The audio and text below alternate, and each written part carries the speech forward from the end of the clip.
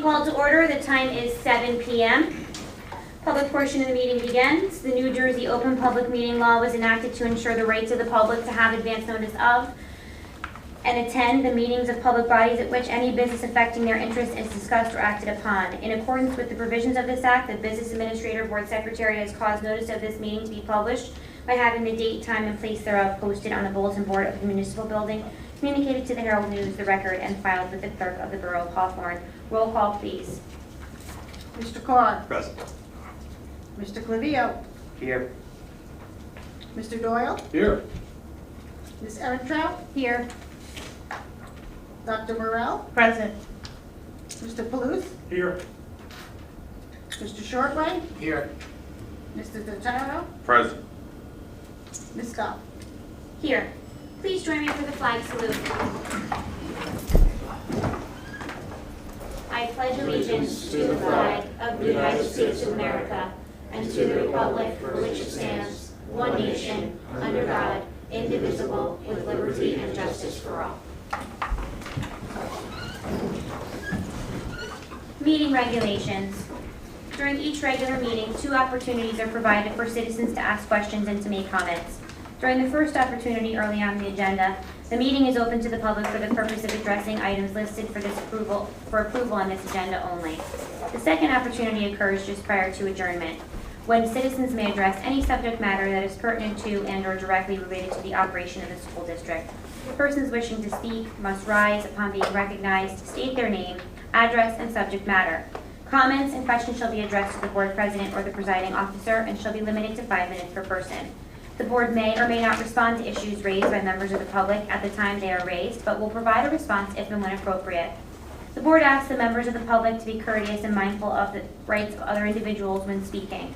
Please note the board will not respond to comments regarding students or board employees in light of the privacy rights held by those individuals. Moreover, the board discourages comments about such individuals and will not be responsible for such comments. Members of the public who choose to speak during this session should carefully consider their comments, since they could be held personally liable for any statements they make. Finally, please note that in accordance with the district policy, the board will not officially comment or respond to any matter mentioned unless it can confirm the matter has first been brought to the attention of the appropriate personnel in an attempt to resolve the issue. Public be heard, agenda items only.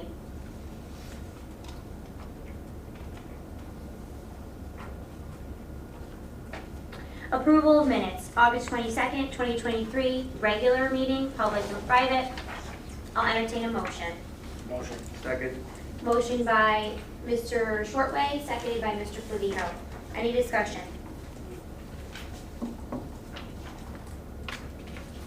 Roll call, please.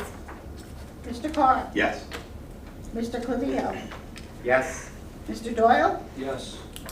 Ms. Erentrout. Yes. Dr. Morrell. Yes. Mr. Palouse. Yes.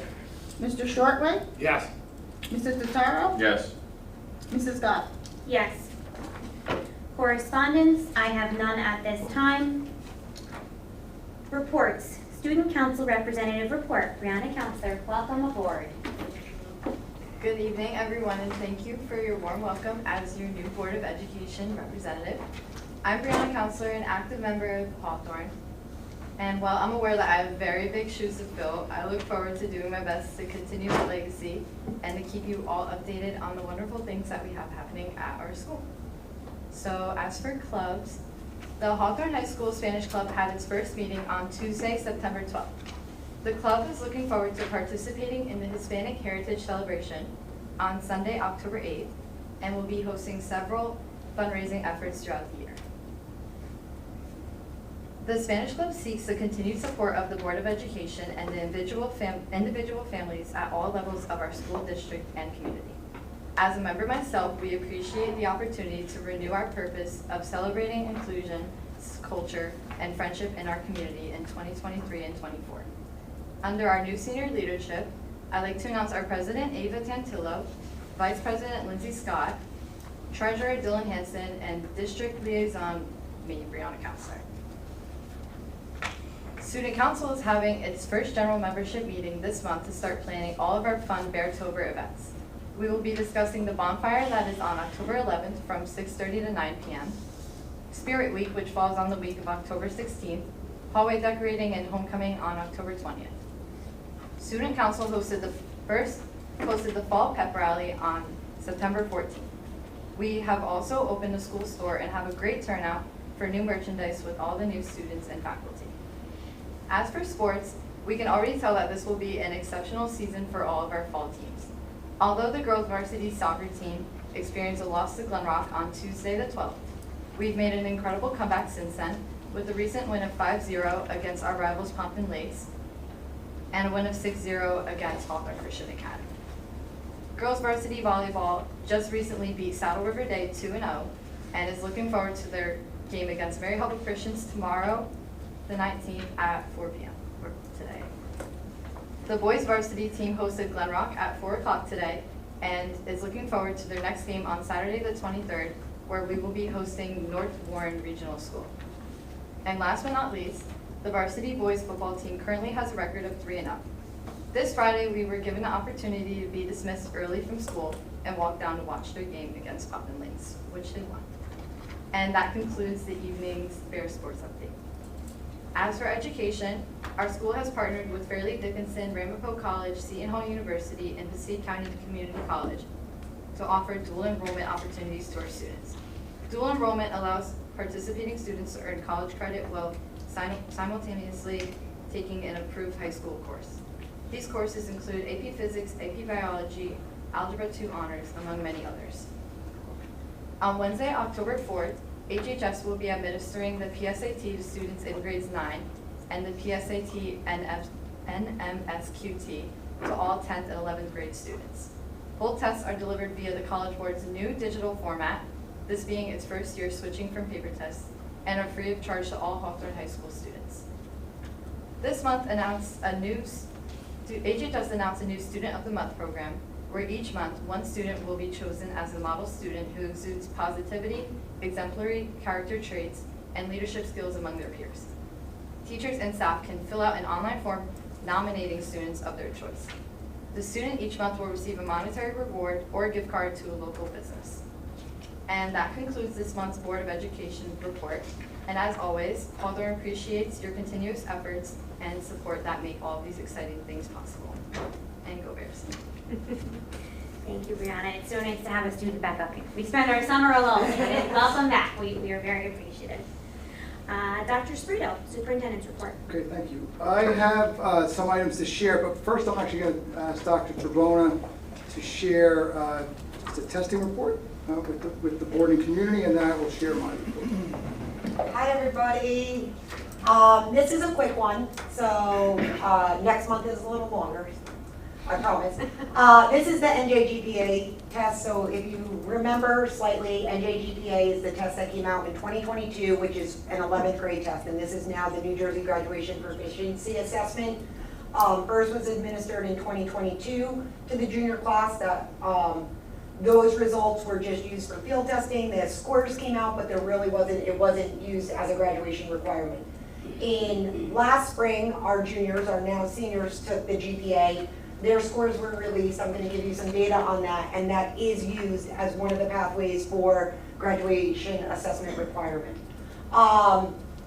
Basically, it goes by code that there has to be an assessment given by 11th grade to all students where there's a cut score and a proficiency level. There are still different pathways where they can use SAT, PSAT, and other means to hit different marks if they don't make the NJGPA score.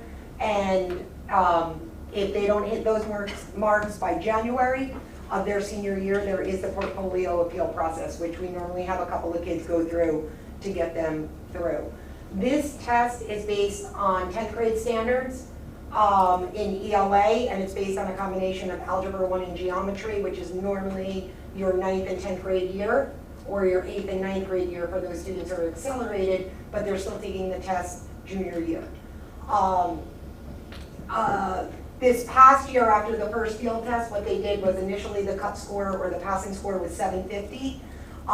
The state reevaluated things, looked, realigned it, and they made the cut score or the passing score is 725 for the students.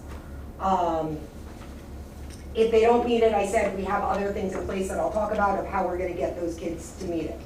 So if we look quickly, it's one set of data. We have the ELA component, which I can happily say this is one of the times I'm up here, where we had 92.5% of our junior class, or our now seniors, achieve graduation ready. So we only had a handful of students who did not achieve it from this test. We were well above the state, where the state average was only 80.5% graduation ready. So this is accolades to our students, to our teachers, to the growth we've made coming out of COVID in an area that we normally saw a lot of struggle when we looked at the individual NJSLA tests in 9th, 10th, and 11th grade. We would see success in the elementary in the middle, and then we would see a drop off. Math, even though we're below the state and we're at a 44.1% what they call graduation ready for the district, which is a gain for us. We've known that since I've been here, and I think even previous to that we've had some issues and some struggles getting our students to that mark in math. And I'm going to show you that even though we're still below the state, this is a number that's higher than we've seen in a long time for our high school assessment data. This is our demographic data. So basically the blue is ELA, the purple is math. In ELA, you can see that even our subgroups, which we looked at all students, is the left-hand most column or bar, and then you're looking at your multilingual learners, your economically disadvantaged students, and your students with disabilities, that we were still above 50% passing in all of our subgroups, and our economically disadvantaged students really showed no significant difference to our student population as a whole, which is great. It's showing that it's not a barrier for them in this atmosphere.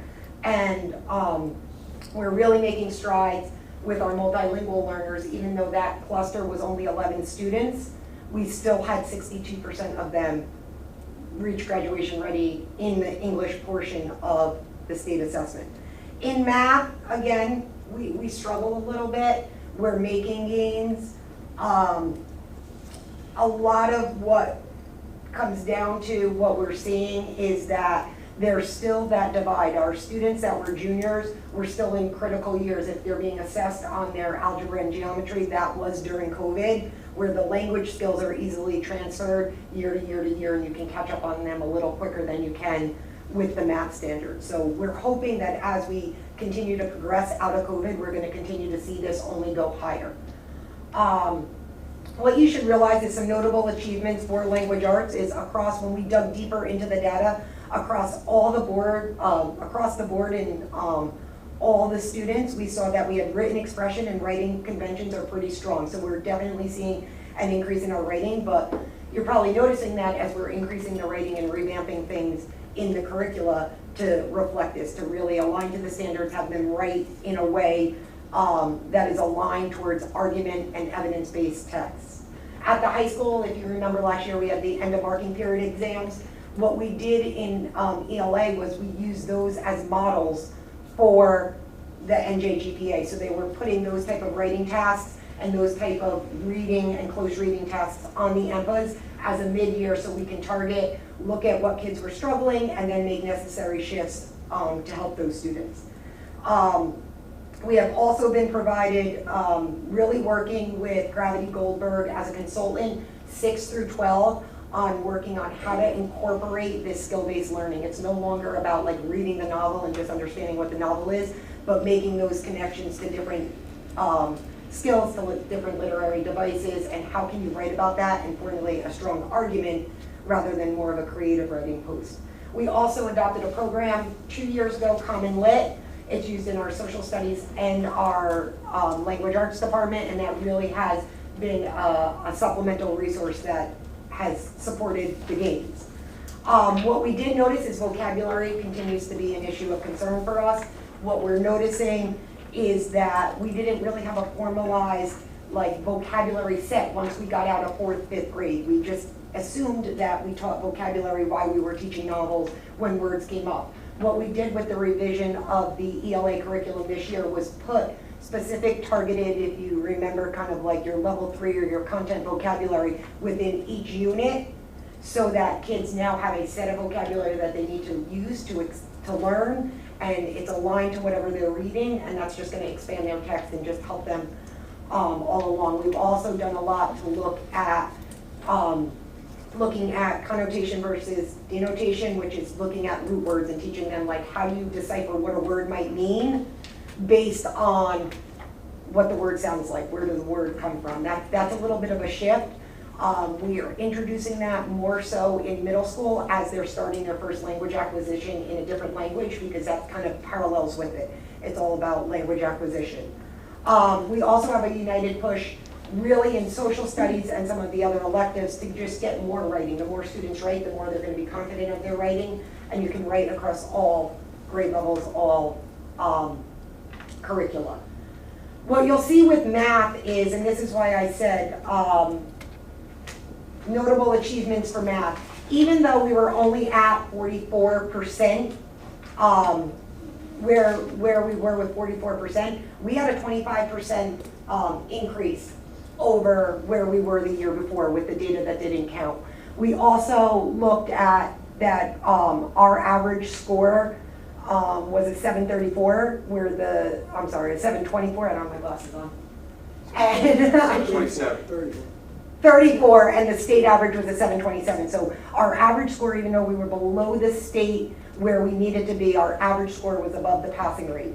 What you also have to realize is that we had a number of students that were between 700 and 725, or 724, which is what we're calling our bubble students. So those students were 1 to 2 questions away from hitting that passing score.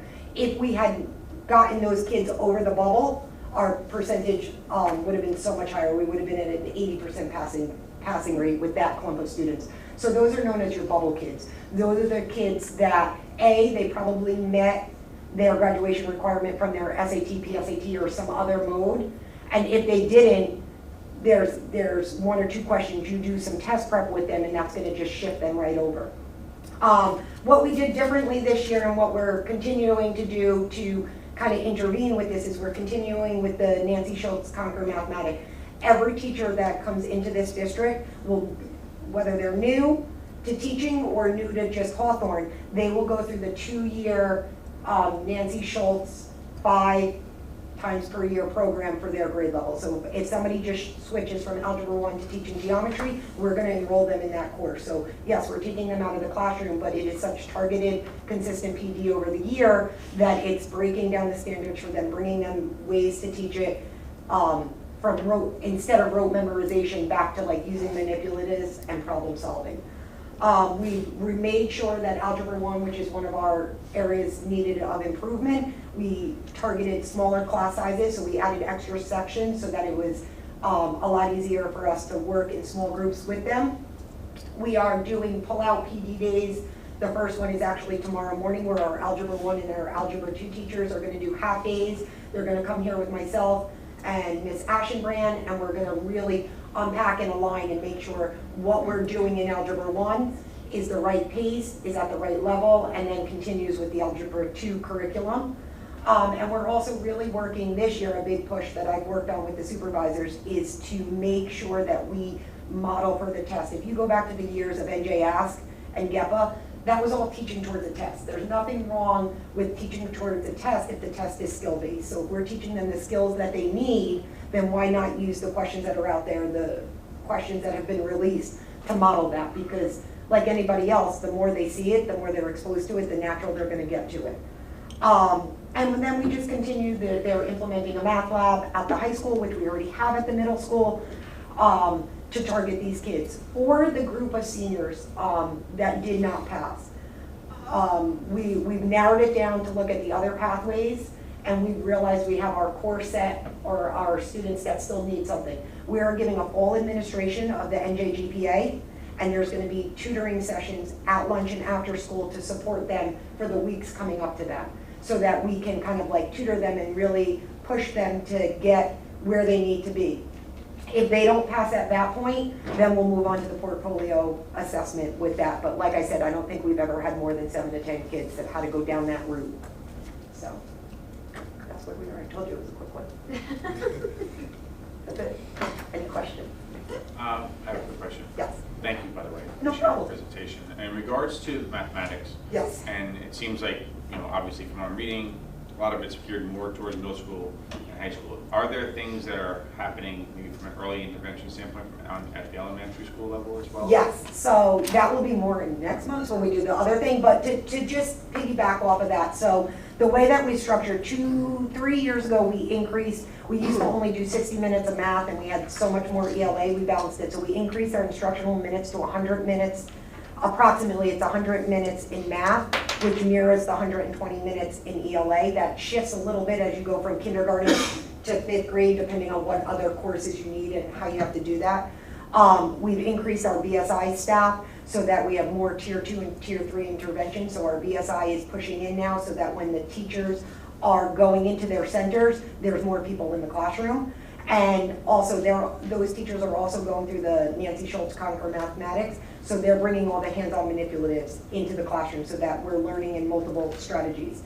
The other thing we've done at the elementary or K-12 is we've continued with the pacing guide. So rather than look at Envisions and say, a textbook company writes a textbook, and yes, it makes sense, but sometimes it doesn't make sense to teach things in isolation of chapter 1, chapter 2, because when they get to the test, they need to pull all these things together. So 3 years ago, what we did was we took the math curriculum and the standards and we clustered it. So now, if you're a parent and you're following your child along, they might start with chapter 14, but chapter 14 may be a concept of shapes in 1st grade, and that's more age appropriate in September. So we do shapes, and then we'll go from shapes, we'll go to sorting to counting. So you're not gonna see that normal chapter 1, chapter 2, but you're gonna see things in a more progression that aligns with how the brain works and how to build in what you call spiral the curriculum. Thank you. No problem. Thank you, Dr. Strabone. Anytime. I'll be back next one. Sorry. The only thing I'll just add as well, obviously, as you know, we're in year 3 of having supervisors, subject supervisors, right? So that is a huge addition as well. And I think that has also contributed because it's not only the professional development that these teachers are receiving, but they're receiving daily feedback, daily support, right? Which also allows Dr. Strabone, prior to our supervisors, she was supporting everyone in the district. Now that we have these supervisors working so closely with our teachers in grades 6-12, it allows her to work with some of our elementary teachers more often. But that additional support, and again, we're only in year 3 of having these people, but it has already, as you see, it's paid dividends already. So I'm excited about the work that they're doing. They're in my opinion, and I want to, you can comment more, you work with them more closely than I do, but the work that they're doing is great. They are providing so much additional support that teachers weren't getting prior to them being here in the district. So that's just an additional piece, I think. Yeah, no, 100%. Their focus this year is totally instructional leadership, meaning they are going in, they're team teaching with their teachers to model different things, they're planning lessons with their teachers, they're doing it in all a non-evaluative method. So it's not their observations, but they're working to say, okay, well, let's try this, and I'll help you. Let's plan a lesson, we'll execute it. They're having, they're supporting teachers going into other people's classrooms and doing peer observations, which is something that really was never occurred here, and it's just opening up the dialogue. They are a godsend. Can I hop in for 1 second? Please. Just to give a little historical knowledge as the old timer up here, 10 plus years ago, when I first came up here, we were at a point where a previous governor had made some fairly large and drastic and damaging cuts to the way that education is funded. As a result of that, there was no director of education and there were no supervisors. So when Dr. Sprito says we've had them for 3 years, what we've done is we've brought them back, and we brought back a director of ed position under Dr. Sprito's leadership. We've been able to, as a board and through the amazing leadership and through the BAs, have been able to make a budget that is doable and to bring back these extremely important positions, because it is integral. But it needs to be said that these were staples in the educational community, and then because of some legislation, and which we still are not fully back from, they went by the wayside because they were not directly involved in teaching students in the day-to-day, and it was thought that they could just be done away with. But they are so important. We are so happy to be back to where we were. And it's so much easier now to proactively do things. Otherwise, if you don't have someone who's focusing on the subject areas, you're retroactively trying to fix. So it just needs to be said that when politics get involved with education and decisions are made that are not well thought through, it's just, I can't begin to tell you how damaging those decisions were made. And listen, it wasn't the board. I'm not saying it was the board that made those damaging decisions. It was literally, everything was cut that could have been cut. But it just needs to be said that we are back to being in a position where we have people who can proactively and thoughtfully plan and project, and I'm so happy. It took us 10 years to get back to this point, but anyway, I'm off my soapbox. And I remember not having a director of education, and once we had it, it's just mind-boggling to think that it's an education institution, and we didn't have a director Right. of education. It just Right. doesn't make sense, yeah, so. And then the superintendent is doing all the things, Yeah. but in essence, it can't do all the things. So no, I'm happy that we're back here. Agreed. Okay, so let me share just a few things going on in the district. First, I want to welcome Brianna. Always look forward to having a student rep with us.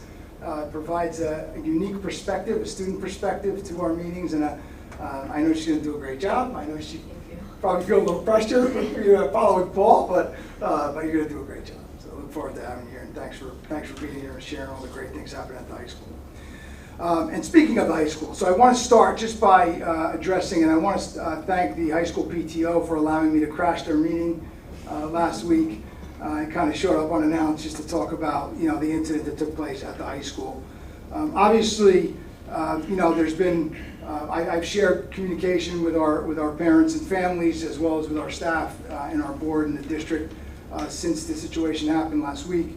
Obviously, first and foremost, just extremely thankful that no one was hurt, as a result of that incident. I am also happy to share that there was no structural damage at all to the building itself. It's strictly the facade, the brick facade, that was damaged. And we are actively working to get these repairs done as soon as possible. I can tell you that from the minute it happened, we were in communication with our architect, the architect's engineer, our construction manager, everyone who's been involved in our referendum work, as well as the town's building inspector. We've met with numerous people to ensure that we can get this thing repaired ASAP. Right now, if you've driven by the high school, you'll see there's equipment. They're ready to go. They're ready to start. Unfortunately, we're just waiting for materials. But the plan is that those repairs will begin in the next day or two. Hopefully by Thursday, they're anticipating that all the materials will be here and they can begin the repairs. I want to thank, I have to thank the Hawthorne Fire Department, Hawthorne Police Department, the Hawthorne DPW, the Ambulance Corps, the Women's Auxiliary, everyone who was there that day who really assisted us in the effort of securing that area, making sure everyone was safe, making sure everything was cleaned up in a very quick manner. I mean, the DPW was phenomenal. They came in that night and cleaned everything up. It allowed us to move forward a lot quicker because of the support that we received from the community. So I appreciate everyone who was there to help us. It was truly a team effort. And again, I think because of everyone's participation and everyone's support, we were able to move forward in a safe manner and make sure everybody was safe. Again, our goal is to get this done as soon as possible, and I'm hoping as of Thursday things will start and we can get this building repaired. I can also tell you that as a result, we have already spoke with our architect and we are scheduling walkthroughs of all of our buildings, all 5 of our schools, to ensure that there aren't any other areas that need to be repaired. But that is something that is a priority that will be happening again within the next few days. As soon as this project starts, we're going to get those architect and engineer back out to begin doing walkthroughs with Mr. Higgins, our supervisor of buildings and grounds, to ensure that we don't have any other areas that need repairs immediately. All right, so I just want to let everybody know that. Not something we're happy that happened, obviously, but fortunately no one was hurt, and all we can do now is go forward and make sure that it doesn't happen again. So we are committed to that. Outside of that, that unfortunate situation, I feel like the school year is really off to a great start. I have to commend everyone who worked so hard over the summer to prepare our schools, our maintenance and custodial staff, our administrative assistants. Had a lot of construction happening this summer, which I'll talk about in a moment, especially at the high school. But I appreciate the efforts of all of our staff, not only at the high school, but all of our schools, to make sure our schools are ready to welcome our students and staff back in September. I also want to thank our administrators, administrative assistants, and our teachers for their hard work in preparing their classrooms, and again, providing a welcoming environment for all of our students. In regard to the referendum, as everyone's aware, over the last 4 summers, we've been conducting renovations in all of our schools. This summer, the bulk of the renovations took place at the high school. We renovated 3 additional science labs. We renovated the media center and the elevator at the high school. The science labs are done and they're currently in use. They have been completed. They were completed over the summer. The media center is still under construction. We are just about complete. I was over there today just to check on things. The ceilings are done, the floors are done, the painting is pretty much done. They were installing cabinetry yesterday, and through the rest of this week. And hopefully within the next week or so, we should have access to that room. But that is the last one. The elevator is also complete, and that is being used as well. So we had a pretty good summer, like I said, a little slow with the media center, but we're hoping to have that up and running in the next week or so. School started on August 31st for our staff. We had a great guest speaker, Mr. Joe Sanfilippo, shared some inspiring words with our staff on opening day. It was a great presentation, really enjoyed it. I want to also thank Dr. Trebona for organizing the professional development sessions that she provided for our staff as one of our opening days this year.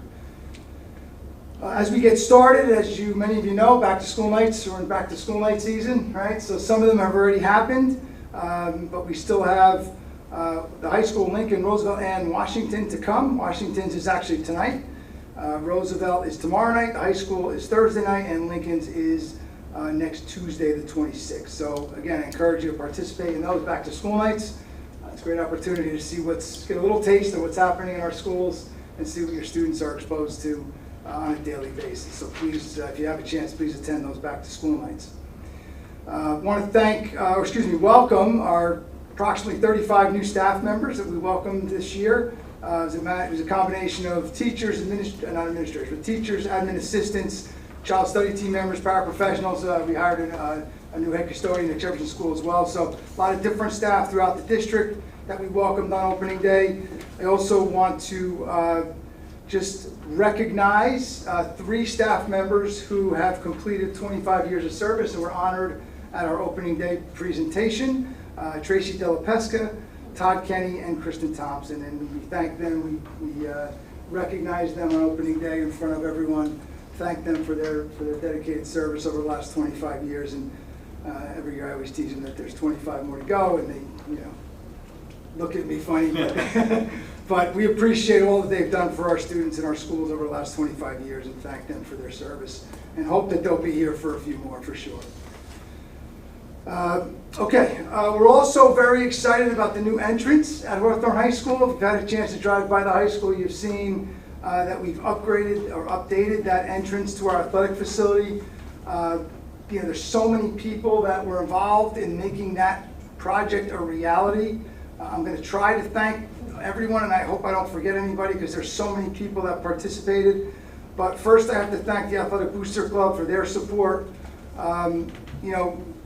I went to them, Chris Warner and I really went to them with this idea, and they welcomed the idea, they supported it throughout, and without their support we wouldn't be where we are. So I want to thank Mr. Pasquale and the Athletic Booster Club for their support. I have to thank Chris Warner for all the work he's done behind the scenes of identifying the brick engraving company and really taking charge of ordering all the bricks, the engraved bricks and the blank bricks. He's really handled that on his own, and I appreciate all that he's done to make this project happen.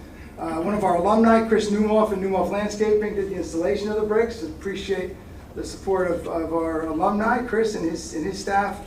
I want to thank Jen Sasso and InDesign for her support of the new sign. She designed the new sign. We worked with a sign company to make that project a reality. I have to thank Mr. Totaro and Turtle and Hughes for their donation of the lights that are being installed on the sign. They started the installation today. Tomorrow. Be done tomorrow. Very exciting. So the sign will be lit up going forward. So we're really excited about that and appreciate that donation. I have to thank Dale Palmer, who donated the granite H that's in the center of the paver walkway. That was a donation from Dale Palmer. And then finally, to appreciate everybody who supported the project and purchased a brick, because anyone who purchased a brick is why we were able to do this, right? All those bricks, all those sales was what funded this project. So it wasn't any money that the district had to put out. It was all funded by the purchase of those bricks and the sale of those bricks. So I thank everybody who participated and purchased a brick. And again, I apologize if I forgot anybody. But it's really been a team effort, and it's made such a difference to that entryway. So we're really excited about it. I will also share that bricks are still for sale. So if you're interested in purchasing a brick, you can still purchase a brick to be installed in that entryway. The brick forms are available on our district website under important announcements, and they're also available down at the athletic booster stand at any of our school events when it's open. You're welcome to go up, and they have flyers available there. And you can just get those back to us, and we're going to be placing another order as soon as you have to get a certain number of bricks, so as soon as we get enough to place another order, we'll do so, and we'll install those at a later date. Two other quick things. I want to just mention again that coming in January, we'll have a new website. We're currently working on our new website, so we're excited to be launching our new website in January. Along with that, we'll have a new web address. It won't be hawthorne.k12.nj.us. Will now be hawthorneschools.org. That will be our new web address. So that'll all happen in January of 2024. So we'll obviously be sharing that as we get closer. We'll be communicating that out, but we're working, Mr. Memkej and I are working on developing that new site, building out that new site. So it's coming along. We're excited to share the new design. We're hoping it'll be a lot more user-friendly for everybody, not only in the back end, but obviously parents who are accessing that site. And we'll continue to remind everybody about that as we get closer. And finally, I'll just share that there's a real positive energy around our district. I feel like there's a few years of COVID that there's some challenges starting the year that we were all facing, and I feel like we're hopefully beyond that, and it's just a real positive energy around the district right now. We're proud of all the hard work that our students have been putting in the first couple of weeks of school. Looking forward to a very, very exciting and positive year. We're off to a great start with athletics, as Brianna shared. So, hopefully it'll be a great year. But I want to thank everyone for their support. And if there's any questions about anything, please don't hesitate to contact one of your building principal or my office. We'll be happy to answer any questions that you have. All right, thank you. Thank you, Dr. Spirito. Curriculum and instruction, Dr. Morrell. Pursuant to the recommendation of the Superintendent of Schools, the Committee on Curriculum and Instruction recommends the following resolutions. CI1 and CI2 on page 3, CI3 through CI10 on page 4, CI11 through CI13 on page 5 on behalf of the committee. I so move. Second. Moved by Dr. Morrell, seconded by Mr. Totaro. Any discussion? Yes. Dr. Spirito, I have a question about Yes. the strategic plan. Yes. I saw on the strategic plan you have a timeline of the general from I guess a 5-year plan. Yes. Are there interim deadline dates of certain goals that you wish to meet by year? So what we created an action plan that we feel would just be like a working document, and we did create sort of benchmark that we're going to be evaluating as we go, and then we'll be on that action plan. Our goal is to mark those things that we've accomplished and then build on it, right? So we changed the format. Last year we had a little bit of a different format with our action plan. We purposely changed it because we want to make it in a way that we've maybe accomplished a goal and then what the additional goals will be going forward. So parents can not only see what the goals are right now, but then what things have we accomplished, and then what are we building off of that? What are we adding to it as we go forward? So that's kind of the the plan. Will the strategic plan be posted on the district website? So the document that was created by school boards is posted, and our action plan that I shared with the board is also already posted on our website. Okay. There's a tab at the bottom of the district homepage, and it's already there, so we'll continue to update it as we go forward. And will the progress, when you're saying these interim progress, would that also be posted on there? Because I know part of our strategic plan, we weren't able to meet the goals because of this thing called COVID came in. But, you know, I would like to see, you know, how we're progressing with this. Yes, so that's the plan, and that's why we changed the format of the action plan, because we just felt that this allowed us to kind of share what you're saying. That these are the things we've accomplished, and now we're gonna add these other items that we feel like we can move forward, right? So that we feel like this new format will allow us to do that and share that information in a way that is easier for parents to kind of see it and monitor what we're doing. All right, thank you. You're welcome. I'd also like to add that Dr. Frito called me and asked about our board goals. Again, I feel like COVID took something else away from us. It just sort of went by the wayside. We always had them printed and on the paper, and they were over there. Other districts have simply reaffirmed the district goals as their board goals. I did not feel comfortable making a unilateral decision on behalf of the entire board. So I wanted to bring it here this evening to discuss with you what we think as a body about, should we create our own goals, or should we reaffirm the district goals, just keeping in mind that the board is a policy-making body who doesn't micromanage what goes on in the buildings. I mean, it's a slippery slope when it comes to board goals, really.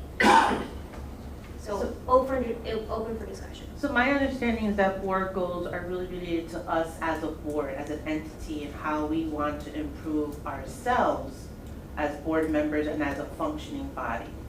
Not necessarily related directly to district goals. That was my understanding of what board goals should be.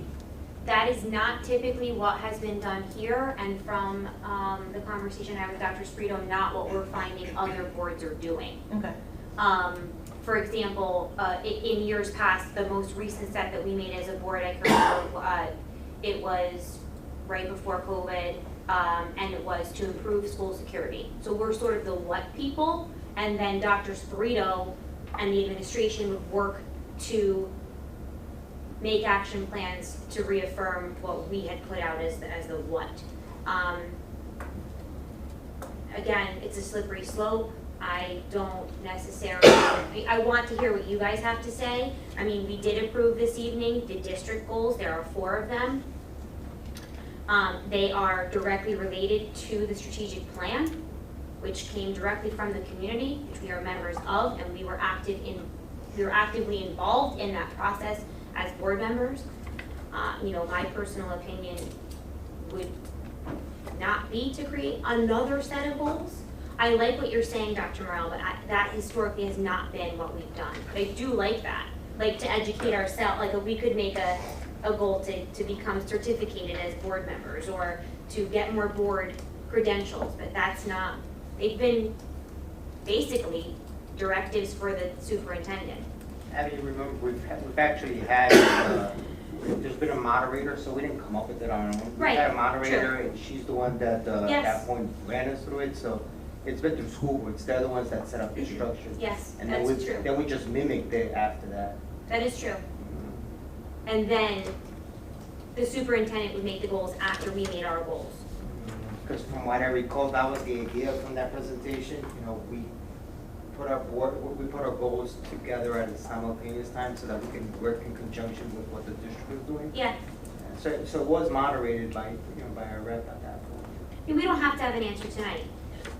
We haven't had board goals for the year, so I mean, I just wanted to put out there to you, just to think about, we can certainly do more research. They're often listed right on the website. Just to think about, but these 4 goals listed tonight that we approved are directly related to the strategic plan. Go ahead. True. About to, are up for approval. So just think about it, let me know. Or I can get you the wording from the other districts that have either two sets of goals, their own and the district goals, and then those that just reaffirmed the district goals as their own goals. We can just do a little research and talk about it again next month, if that's what we'd rather do. That makes sense to just reaffirm them, I mean, not right now, I mean, because that happens over the summer, so as is, we're behind the eight ball from that end. Right, so you need a work session to put it together, and at this point, it's, you know, so maybe just reaffirming what we had from last time. That makes sense. I don't want to put anybody on the spot to like make a decision, so we can certainly think about it. There's nothing on here, we're not tabling anything, we're not having to make a decision on this tonight. Just wanted to put out there that typically there are two different types of goals that we are capable of approving. I mean, for what it's worth, I will say that since I personally was part of it as well as some other members here, I do think the reaffirmation of it kind of is somewhat our own expectations as board members as well, as well as community members. But I also kind of understand and agree with Dr. Mel's position of there's another aspect to that, right? Looking at it from a different set of goals. So there's nothing to say that we can't do a hybrid, that we can't approve these and then make a fifth goal for ourselves. yeah, that's true. You know, if you, just historically speaking, we used to hit the 3 points, like a facilities goal, an educational goal, a safety goal. Those maybe points one more. those points are hit here. There's a rigorous education, cultivate a sense of belonging, improve physical environment, create a safe environment. So we could certainly reaffirm and create our own if we wanted to do a bit of both. Yeah, I like. Okay, I'll do some research on what other board goals look like that aren't reaffirming, and then we can certainly pick this conversation back up next month. So we're not reinventing the wheel, to your point. And if we do pick up a goal related to us, it's doable, you know, by us. Otherwise, we're asking Dr. Sprito and the administration to do something else, which I'm not sure anybody up here wants to do. Okay, just wanted to bring that up. Any other discussion? Two questions. CI 6, is that an additional Bear Cave student? No, it's a student who's been in the Bear Cave. It was just a revision of the agreement with the services that were provided, that was it. I was getting happy, I was like, No. yeah, that's good, It's a okay. current student. Okay. What about CI 13? Why do we need an additional guidance counselor? So we have one of our guidance counselors going out on medical leave, so we just need some additional support while they're out. Hopefully it won't be too long, but we just wanted to make sure that wasn't an empty seat there, especially at the beginning of the year when you have students preparing to, apply to colleges and, right? He's my guidance counselor. Yes, so we just want to make sure there's some support there for those students, especially, that's why. Thank you. Any other discussion? Roll call, please. Mr. Clavio, Yes. Mr. Doyle, Yes. Ms. Erentraut, Yes. Dr. Morell, Yes. Mr. Palouse, Yes. Mr. Shortway, Yes. Mr. Totaro, Yes. Mr. Carr, Yes. Mrs. Goff. Yes. Ms. Erentraut, personnel. The following resolutions are pursuant to the recommendation of the superintendent of schools. P1 through P4 on page 5, P5 through P17 on page 6, P18 through P22 on page 7, which continues on page 8 through P31, P32 through P37 on page 9, P38 through P43 on page 10, and P44 through P48 on page 11. On behalf of the committee, I so move. Second. Moved by Ms. Erentraut, seconded by Dr. Morell. Any discussion? I always like to welcome the new teachers to the district. It's exciting to see. There's quite a few pages again. And also sad to see Ms. Caradori, our art teacher, retiring. I know how energetic she is and creative and just all around awesome. So we will miss her, but I'm glad we have her through the end of the year. Glad to see we got the broadcasting teacher hired. Yeah. Wanted to ask you as far as parents, how are you looking this year? So we've been able to successfully wean ourselves a little bit off of the companies that we were using, ProCare and those companies, which was obviously an exorbitant cost for us. And we've been trying, Mr. Serra's been working real hard to fill those positions with people outside of those companies. We still have a few. I mean, I'm not gonna say we're completely done with them. But we're in a better spot than we were last year. And, you know, right now, we feel like we have, you know, some of our spots filled. So we're, again, much better than we were last year. Not 100% away from those, that ProCare and those other companies that we'd like to be. That's the goal, really, to have all our own people internally. But we're working toward that. We're closer to it. Thank you. Roll call, please. Mr. Doyle? Yes. Ms. Erentraut? Yes. Dr. Morel? Yes. Mr. Paluce? Yes. Mr. Shortway? Yes. Mrs. Totaro? Yes. Mr. Carr? Yes. Mr. Clavio? Yes. Mrs. Goff? Yes. Mr. Clavijo, Finance and Administration. Thank you, Madam President. Finance Administration, we have donations. We have A, acceptance of a donation of dictionaries to each third grade student in the Hawthorne Public School District from the Hawthorne Rotary Club at a value of $960. Thank you to them. This is an ongoing tradition. Not sure how many years it's been going on, but it's been a while, so thank you for that. Action items pursuant to the recommendation of the Superintendent of Schools, the Committee on Finance and Administration recommends the following resolutions. On page 11, F1 through F3. On page 12, F4 through A2. On page 13, A3. On behalf of the committee, I so move. Second. Moved by Mr. Clavijo, seconded by Mr. Paluce. Any discussion? I would just like to just clarify A3s, just so everyone's clear on what that resolution is, and not just the board, but the community in general. Typically, when you conduct a project, and we've done many with the referendum over the last 4 years, there's a bid threshold that would require us to go out for bids with a project like this repair at the high school. Obviously, because of the emergent nature of that project, we are requesting emergent relief to avoid that bid process, which would take a lot longer, right? It takes a long time. You have to advertise the bids. You have to give people a period of time to submit those bids, open the bids, review the bid. It just takes it's a much longer process. So we requested emergent relief from the county to allow us to move forward without going out to bid, even though it will exceed the bid threshold. So that's what that is, and I know I've had a couple of people email me and asking questions about can they bid the project, and that's why, you know, obviously we want to get this done as soon as possible, which is why we're taking this route as opposed to, you know, advertising for bids for people to complete the work. I just wanted to clarify that. Thank you. Any other discussion? Just out of curiosity, the contractors that are allowed to do the emergency type work, are they through the consortium or is that just independent? No, so this particular contractor was doing the work with someone who was given to us by our architect and engineer. Gotcha. So it was done through them, someone they've worked with before, they were available. That's where I was getting at. Yeah, so, you know, it's just, again, the emergent nature of this, we want to get it done immediately, so we don't want to wait, you know, weeks to have to go through this bid process. Thank you for clarifying. No problem. And I just want to take another moment to thank all of those people who were there to literally drop everything and swoop in when this happened at 3:30 on a Tuesday.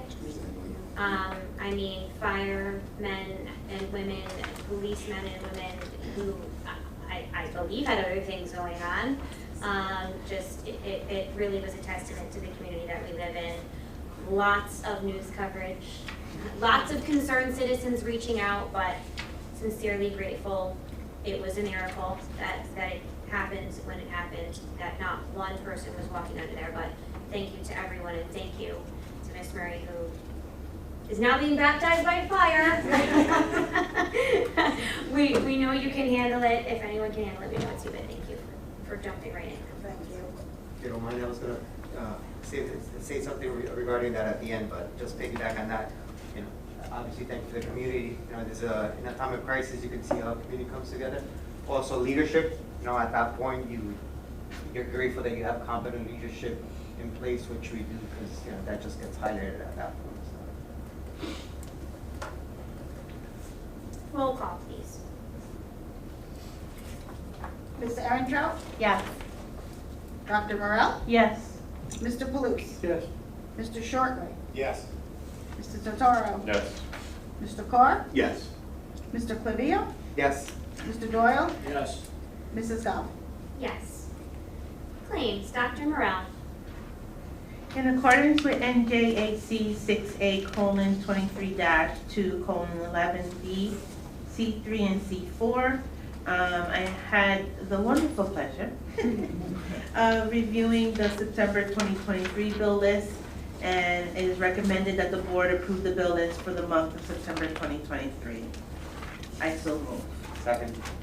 Moved by Dr. Morel, seconded by Mr. Clavijo. Any discussion?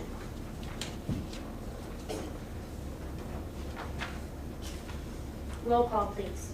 Dr. Morel, Yes. Mr. Palooz, Yes. Mr. Shortway, Yes. Mr. Totaro, Yes. Mr. Carr, Yes. Mr. Clivio, Yes. Mr. Doyle, Yes. Ms. Erentrout, Yes. Mrs. Goff. Yes. Buildings and grounds, Mr. Totaro. Thank you, Madam President. Pursuant to the recommendation of Superintendent of Schools, Committee of Buildings and Grounds recommends the following resolutions. BG1 through BG3 on page 14. On behalf of the committee, I so move. Second. Moved by Mr. Totaro, seconded by Mr. Palooz.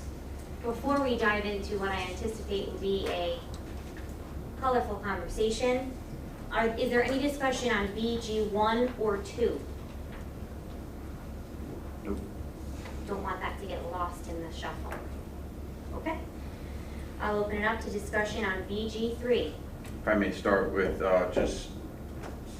I'm sure there's a lot of other trustees who have some questions, but I know that one of the items that we had requested in regards to the application was there was a shared service agreement that was put forward to the town. Have we received that back yet? To give a very brief overview, just for the general public who doesn't have access to the agenda, BG3 is the approval of the roller hockey rink submitted to us for the dates of 10/1 through 4/20. To answer your question, no. We sent a draft of the shared service agreement from our attorney directly to the borough attorney, Mr. Pasquale, on July 11th. It was received and noted that it was received by Mr. Mauer. We were informed on the 12th that the bids would be rejected and that they would be reviewing the shared service agreement and creating their own to share with us. We have heard nothing back despite numerous emails being sent. I know that Mr. Doyle communicated with Mr. Mauer after the 12th. So to answer your question, we have not received any feedback or other information in regards to the shared service agreement draft shared with the town in regards to the rink since July 11th. Wasn't also part of that email or correspondence that there was also supposed to be some stipulations in regards to the fact that there would need to be brought up to a more safe condition? Yes, on July 12th, in the same email that the bids were rejected and we were informed, it was stated that the town would complete repairs in order for it to be usable for this winter season. And to the best of our knowledge, I believe that that has not happened, right? I mean, visually from my own inspection, I'm sure others have seen it. I don't think anything has changed since. No, it is not. It has not been repaired since that. So the reason why I'm saying is the public, just so for anybody who's inquiring, my concerns are that obviously our responsibility is to approve this recommendation, and obviously in doing so, we'd be potentially exposing ourselves if we're putting the children to utilize this roller rink that has not necessarily been rectified of the concerns that we brought forward to the town to begin with. Correct. Got it. And I may add that the shared service agreement, this is via our legal counsel, via board legal counsel. Yes. Our legal counsel, Mr. Fogarty, shared a draft of a shared service agreement with the town their attorney, Mr. Pasquale, on July 11th, directly from attorney to attorney. And it was received, it was noted as being received. And everyone here has a draft of the shared service agreement in front of them, should they wish to reference the draft of the shared service agreement. So, if I may, I think there's just a couple things, right? So, one, just on this particular line item, I would say that there would have to be some criteria met in order for myself to vote towards approving this BG3, or with stipulations, if you will, because some of the things that we've previously outlined have not been met thus far, and it's concerning that it hasn't been. So just for the knowledge of the general public, and just to reiterate for my fellow board members and anybody who's listening, there at this point is no documented agreement between the borough of Hawthorne and the district, the public school district, in which that property, there's no written agreement. The town, 20 some odd years ago, the borough put that structure, the roller hockey rink structure, on board property through what is noted as a gentleman's agreement. Nothing was documented at the time. They approached Dr. Sprito. Dr. Sprito came into the knowledge that repairs were to be done in May-ish. They went out to bid twice. Both sets of bids were rejected. In the meantime, when this board came into the knowledge that there was a lack of agreement and that we had nothing to reference, we contacted our legal counsel, at which point, we decided that we needed to have something documented for liability reasons. It is utilized by the roller hockey rink for their season. There's also, in the shared service agreement, it also lays out general maintenance of the facility, general cleaning of the facility. None of that is documented anywhere at this point. Also, it laid out a tentative timeline for construction, as we thought that they would be doing construction throughout the summer because they had gone out to bid, and we wanted to limit the overlap of the construction and the school year. It is housed right next to our busing facility. Buses go right by it. So that was part of this, which would have to be amended. Indemnification insurance, we requested proof of those things. Those are just some things we were told by our attorney, a fairly standard shared service agreement that he utilizes in numerous other districts for similar types of property exchanges. Are we still in discussion? Yes, ma'am. I would like to request the board to consider voting no on BG3. I think it's important that we stay to what we require of all organizations to utilize our space. And unfortunately, the town council has not followed through on things that they need to do. And so I don't necessarily respectfully disagree with yes, or stipulations, conditions have been met. I think we have clearly articulated on more than one occasion what those stipulations are, and they have yet to meet it. So as far as I'm concerned, you're not eligible to utilize the space. So I ask for my board members to consider a no vote. Is there any other discussion? The reason that the schedule was requested as far as repairs, right, assuming the work was going to be done over the summer, is that there's a lot of summer projects that get done, right, including the fencing and it's a whole list of projects that are getting done. So the reason for requesting that was us to be able to coordinate, and like you stated, not to have them overlap. So Right. that was the reason. Also, for that. PE classes are regularly done on the field to have construction going on in PE. It just, and in full transparency, the desire, it seemed, of the council was to also, and the mayor and Mr. Mara, was to get it completed as soon as possible. They rejected the bids because the terms were not agreeable. It seemed like everybody wanted it to be done. It just didn't work out that it was done. In light of, and we can certainly continue discussing, I just want to make clear, since this is not, we don't normally have things appear on agendas that that aren't fully met with all of the terms of the agreement or there is a procedural policy issue. There are several ways that the board can vote. I just want to inform everyone of those ways. Obviously, anyone up here can vote no. We are member 9 board and we all have different perspectives and opinions and we respect those opinions of each other. Yes vote, obviously I don't have to tell you, you can vote to support this. Also, there can be a motion to table BG3, which would pull it off of this agenda, and it would be tabled. We would need a separate motion by someone and a second by another person, and then a vote would happen after that, at which point we could stipulate what needed to happen, and it would be communicated to whomever put in the request. I'm assuming Dr. Sprito, is that? It's through the Board of Rec that the request came. So we would stipulate the request could not be fulfilled at this time and give reasons, and that would be how that would go.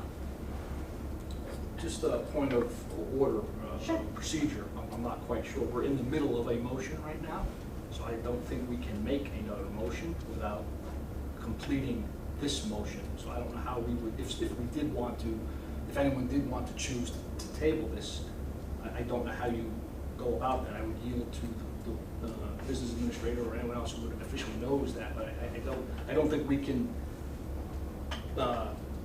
put another motion out while there's a motion in progress. You follow me? You can't have two motions in progress at the same time. That's pretty clear in Robert's rules. So I don't know. So you may have to you might be down to two choices, yes or no. Dr. Morell's gonna read it. All right, Dr. Morell, I know I can count on you. I think we can retract the initial motion. All right, let's see if I find it, making a motion. One moment, please. Yep, so if it was a no vote, technically they could always bring it back again with a new application. Yes.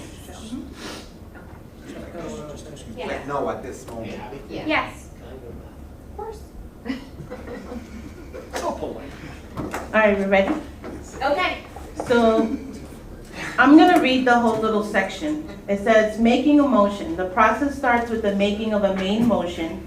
After being recognized by the chair, the member states the motion. For example, I move that we adopt the recommendation of the superintendent to expand our sports teams by adding lacrosse for boys and girls. The privileged, incidental, and subsidiary motions are used to debate the issue or modify it until agreement is reached and some disposition of the issue has been made. Two main motions may not be on the floor at the same time. So it would appear that, to your point, Mr. Doyle, the person who, I'm assuming who made the motion might say, They could remove. They could remove. We can't have two on the table. correct, so the person who made the motion, who seconded the motion, Can change their mind.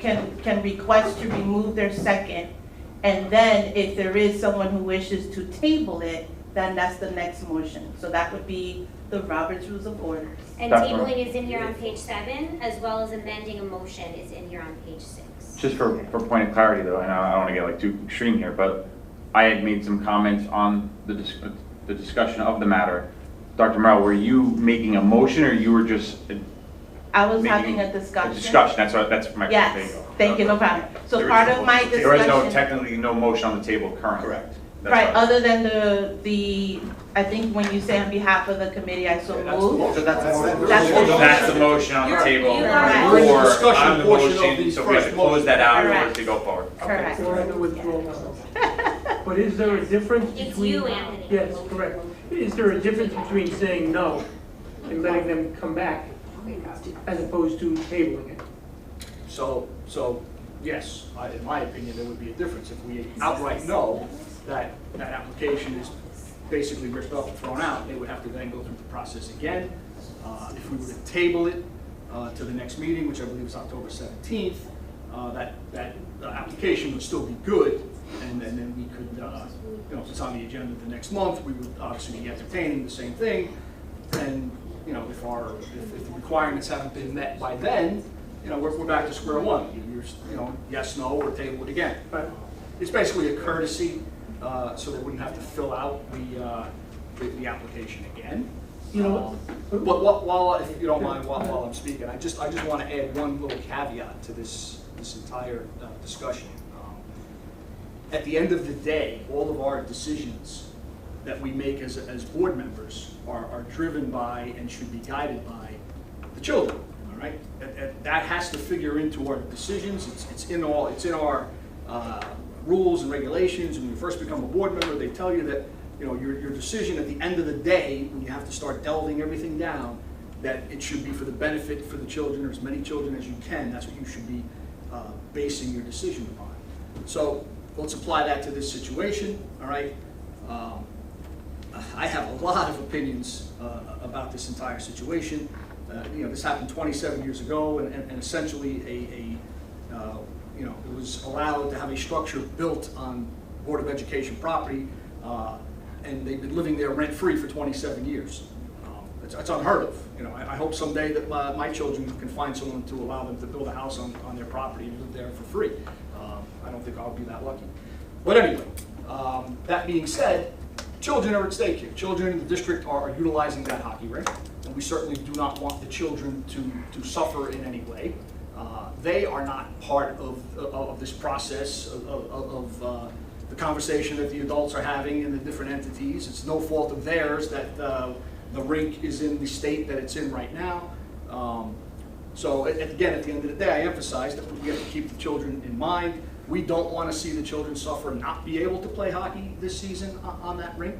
However, we have to, again, take the best interest of the district at heart. We have to listen to our attorney. We have to listen to our business administrator, our superintendent. We have to apply some common sense, okay? So all of those things figure into our decision, and we can't, at least in my opinion, we cannot authorize the use of that rink. Its current state just does not allow us to do that. I think the other entity realizes that as well.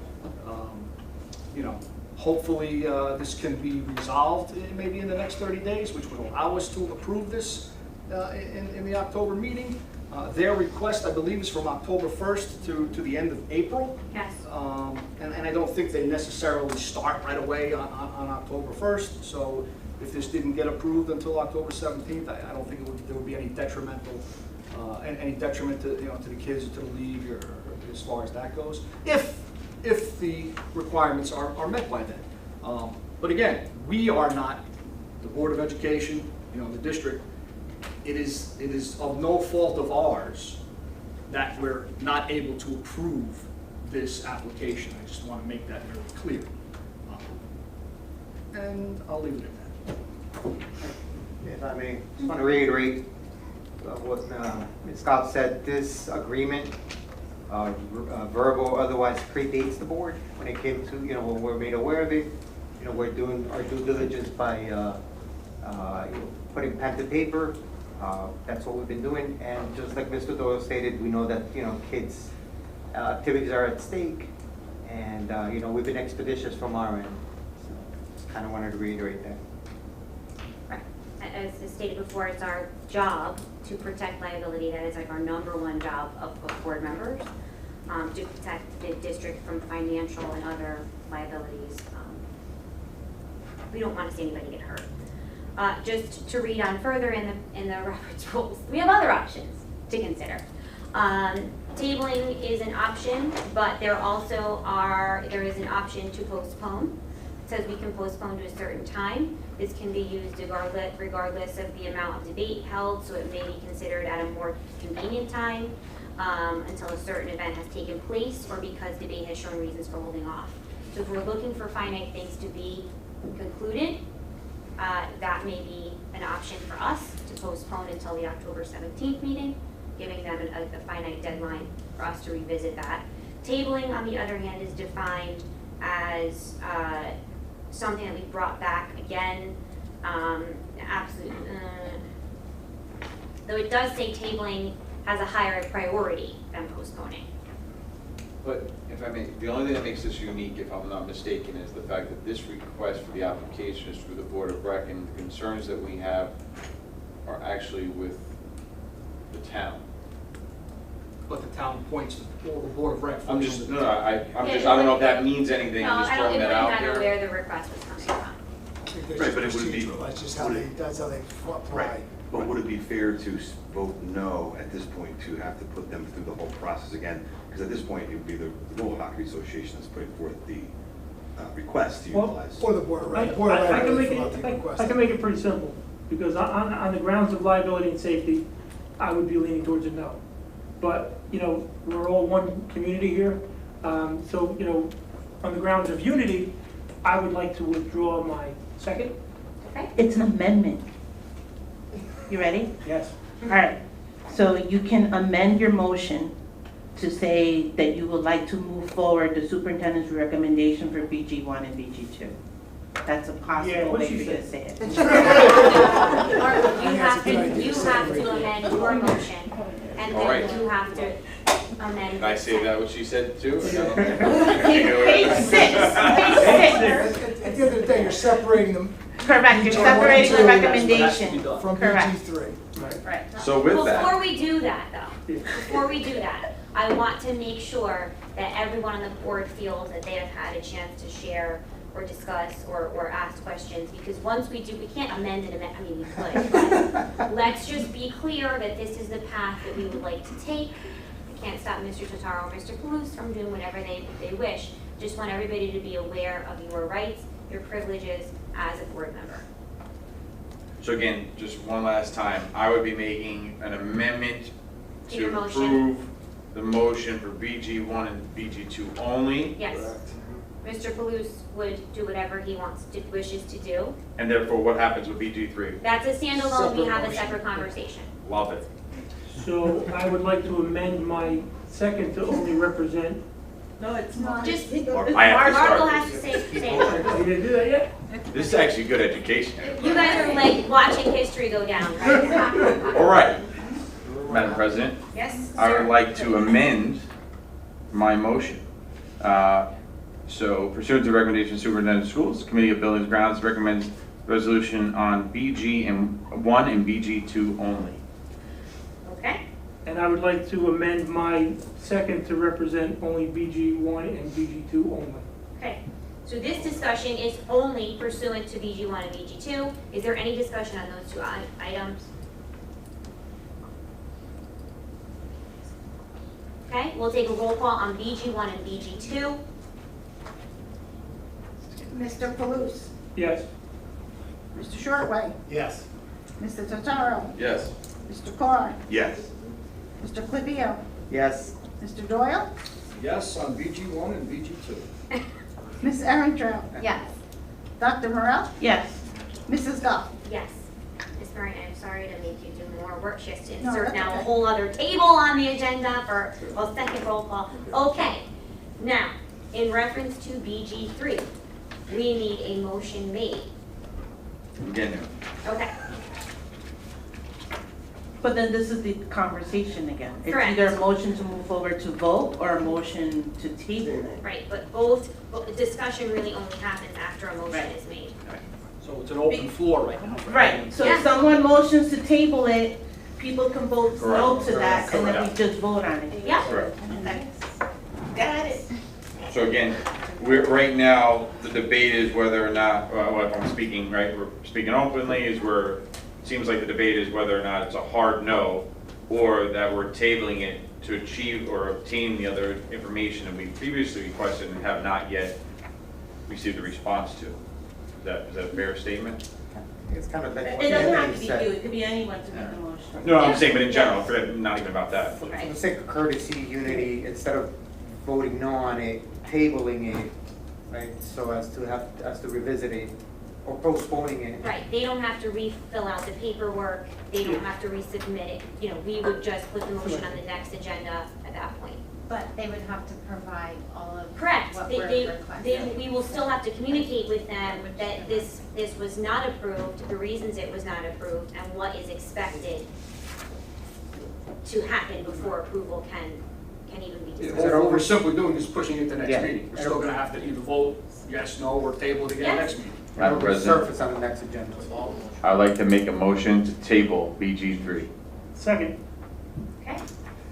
Any discussion? Motion by Mr. Totaro, seconded by Mr. Palouse for BG3, tabling. Any discussion? again, just, we know that what's at stake, it's kids' activities, you know, and definitely don't want to get in the way of that, but we have to follow liability, and just kind of want to reiterate that.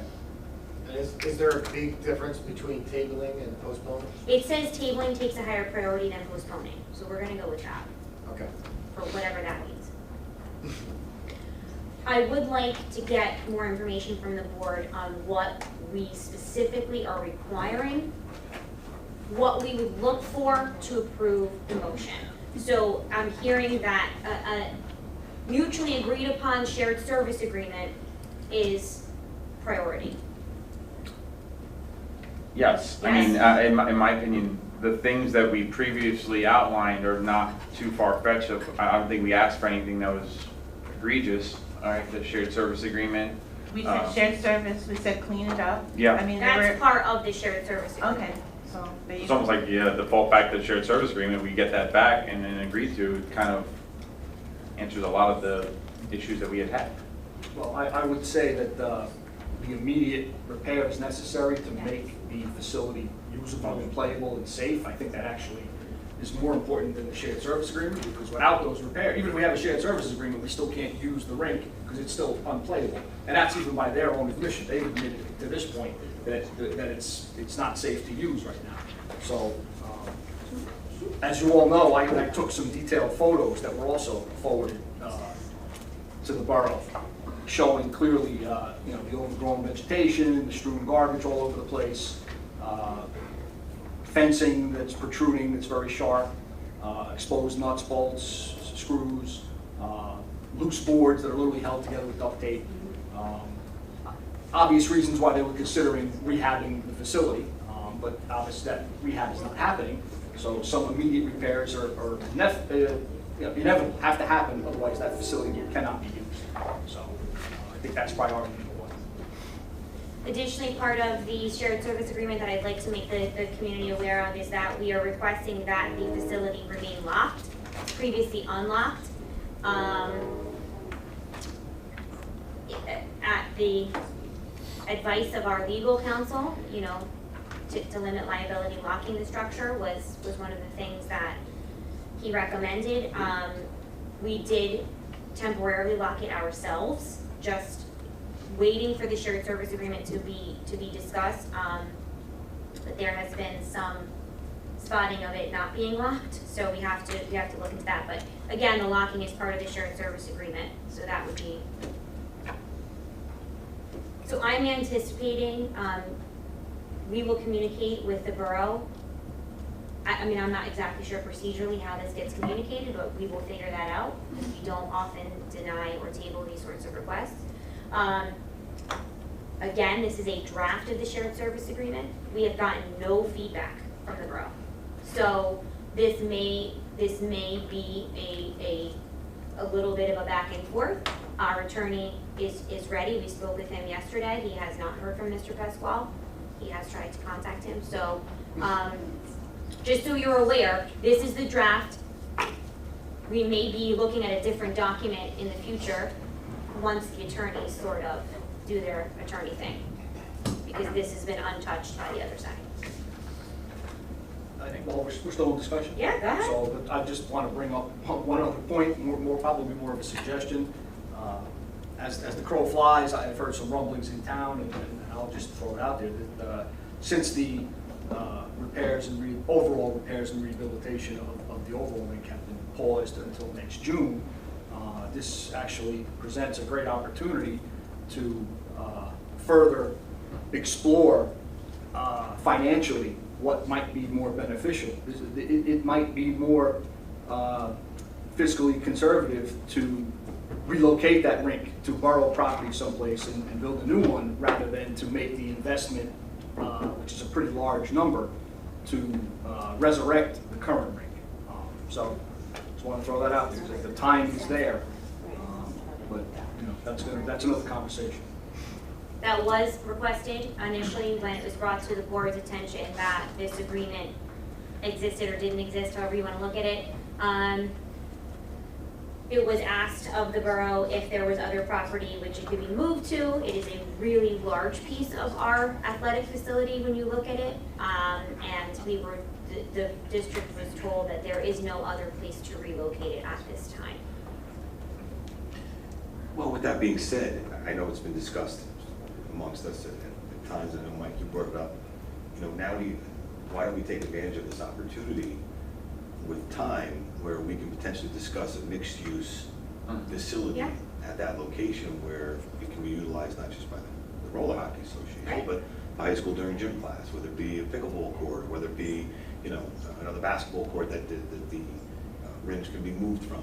I think these are things that we need to potentially look at moving forward to make it more usable for everyone in the district rather than just the Roller Hockey Association. Yeah, that was shared in one of the exchanges with the town planner. That was one of the requests, that we be involved in exploring other options.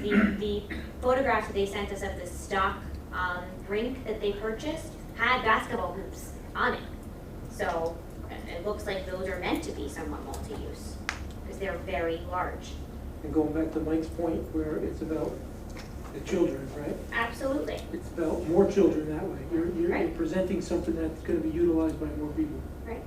Highest and best use of the property. Correct. I'm very proud of all of it. Just want to say that. Is there any other discussion that we would like to have on this? BG3 only. No, thank you. So just to be clear, the vote that we are about to take is on the motion to table this item. If you vote yes, we are taking the item off of this agenda and listing what reasons that it was not approved and giving feedback and then placing it on a future agenda, hopefully the next month. If you vote no, if the majority votes no, we would have to then have a different discussion. They may choose not to submit it for the next month's agenda. Well, exactly, they may not be able to Unlikely, get. but possible. Right, if their timeline is not 30 days, yes, so it may not be October 17th, but we It's postponing. we certainly are hopeful to get this executed quickly. And are we giving them a deadline to respond by? No, that wasn't my intention. It was simply to just ask for the things required and let them know our next meeting was the 17th. There's no need for a deadline. No. Also, a table doesn't necessarily mean it has to come on the next board No. agenda either. It's just on a table, imaginary table in the air. And just be mindful that if there's any edits to the shared service agreement as far as timeframes, Right. our attorney would have to review it, so if he hasn't reviewed it in time for the board meeting, then, Yeah, we could be looking at a little back and forth. There's no other organization competing, to put in, their request to utilize the rink. So it's. But we certainly collectively as a board are not looking to hinder the start of the roller hockey season. Dr. Sprito did speak with a member of the Roller Hockey Association who stated that mid-October is usually when they start, so it does coincide with our next meeting date. That's why personally I feel comfortable with the timeline that we would not be roadblocking them at that point. I can understand, and I obviously don't know who the community member is, but I think maybe their concern should be directed to the town council. Yeah. I'm not The sure. issue is not with us. That's right. I think that's one of the positive outcomes of this evening, is that at the very least, we have been able to share with the community what we've done behind the scenes and in front of the scenes to clarify some of those things. I think that was a silver lining, if there was any. Good to go? Okay. Roll call, please, for BG3. Tabling BG3. Mr. Paluso? Yes. Mr. Shortway? Yes. Mr. Totaro? Yes. Mr. Carr? Yes. Mr. Clavijo? yes. Mr. Doyle? Yes for tabling BG3. Ms. Erentrout? Yes. Dr. Morel? No. Mrs. Goff? Yes. So the motion does carry, and this motion has been tabled.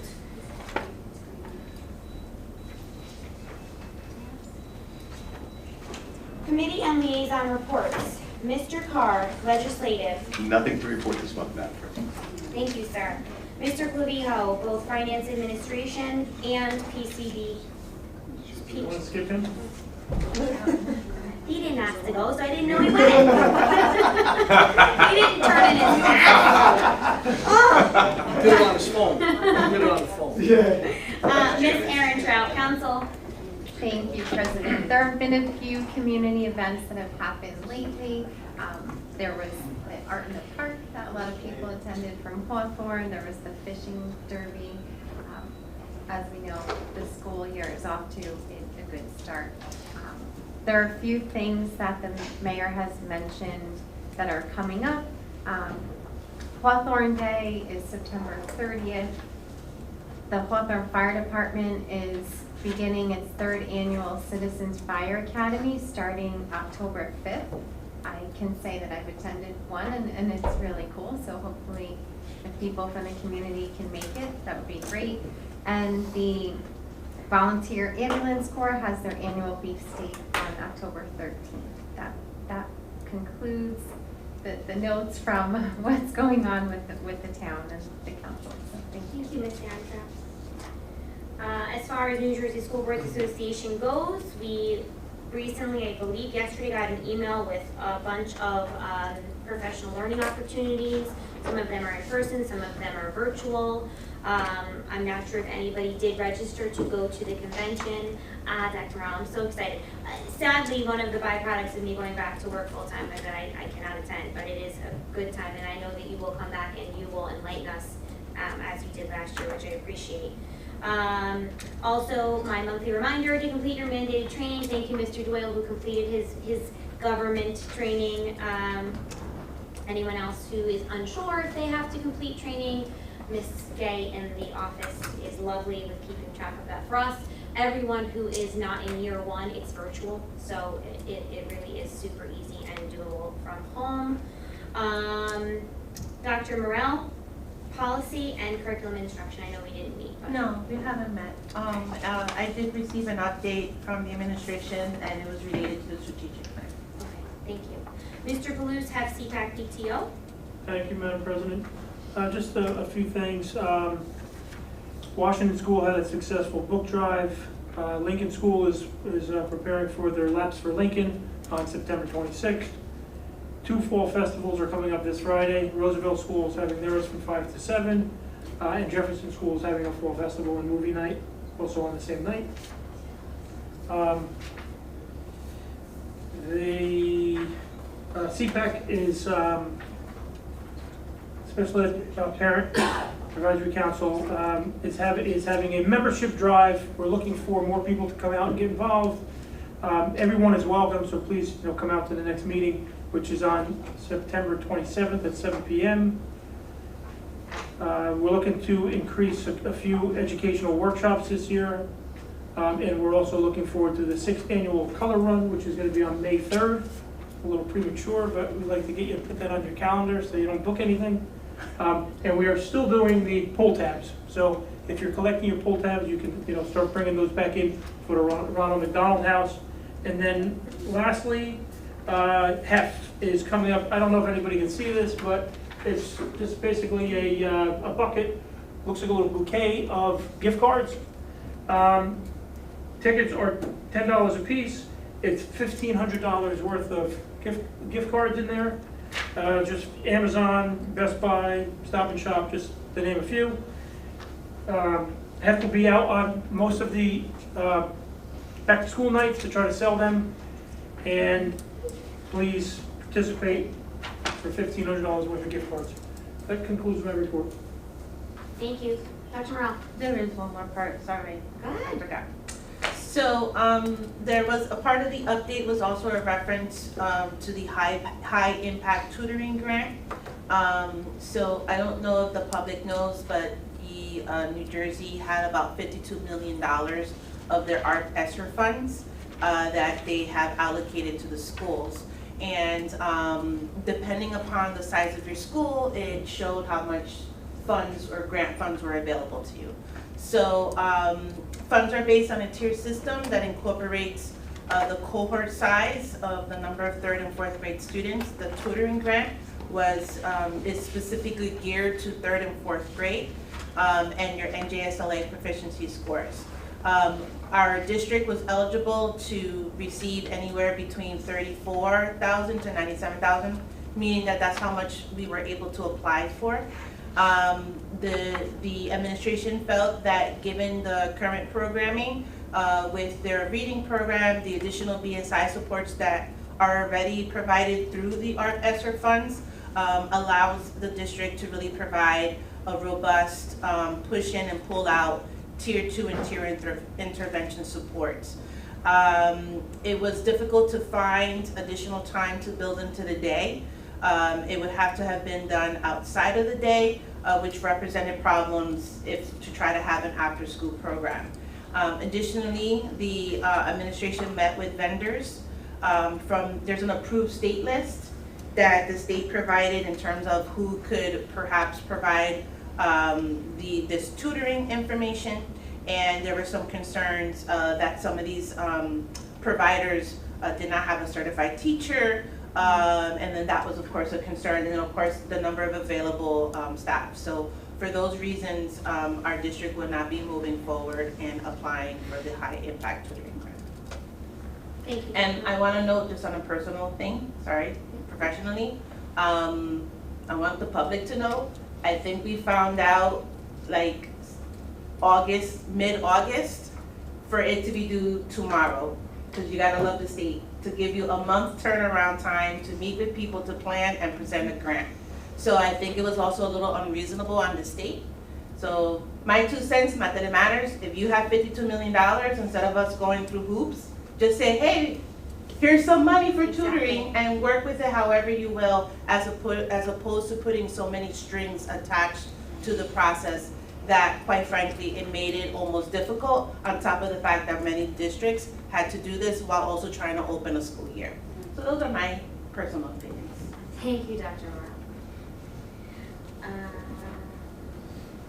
Mr. Totaro, Buildings and Grounds. Sure. Thank you, Madam President. Although the Buildings and Grounds Committee did not meet last week, please allow me to share a few updates. At the high school, obviously, Dr. Sprito spoke about it earlier, but we are working closely with the architect engineer to begin the repairs of the brick facade. The mason already has equipment on site, and we hope to begin the repairs in the coming days. As soon as this work at the high school begins, Mr. Higgins will schedule walkthroughs with the architect and engineer to evaluate the conditions of the other 5 schools. Summer referendum work, as reported in August, we completed numerous facility projects this summer. As part of referendum work this summer, we also updated the 3 additional high school science classrooms, the high school media center, and the elevator at the high school. Currently, all work is complete except for the media center. We are hopeful that this final project will be completed in about another week. In regards to the athletic field, we are excited about the updates at the high school athletic facility, including the new fencing around the facility and the bus yard, new goalposts, and our updated entryway. We appreciate the support of the Athletic Booster Club and all those who purchased a brick or donated services to help to fund this project. For those who are still interested in engraved bricks, as Dr. Sprito said, the information is on the website, and the sale informs, it's on the website under important announcements. Regarding the Bear Cave carpet replacement, we are currently securing quotes to replace the carpet portion of the Bear Cave. Once we have the quotes, we will provide an update to the V&G committee on the board. That's really as a whole, but that concludes our report. Thank you, Mr. Totaro. Back to you, Mr. Clavijo, Finance Administration and PCSP. Thank you, Madam President. Finance Committee did not meet. Some updates, nevertheless. The audit for this year has begun. Auditors visit the office at some point this week. Also on the agenda today, we had the approval of the purchase of a new Board of Ed office at 194 Warburton Avenue. That was under Resolution A2. Next meeting, we'll approve the withdrawal of the funds for this purchase. The total cost of the acquisition is $650,000. Inspections were scheduled to begin last week, but because of the situation at the high school, they got pushed back. Not sure if did they get rescheduled? Yeah. They actually did 2 of the inspections. Okay. I just got the reports today, so I'll have to really review them, but I Good. just got them back today. Great, good to hear. That's it for finance. And Passaic County School Boards Association, there's only about 4 or 5 meetings in total for the entire school year, so you know, we want to encourage us all to participate as much as we can. One of the positive things about COVID is that these hybrid meetings came out as a result. So the next meeting is on the 26th of this month, right? So next week, if you would like to participate in person, it doesn't cost you anything. It starts at 6 p.m. You do have to request to be registered. It'll take place in Totowa at the Barnyard and Carriage House.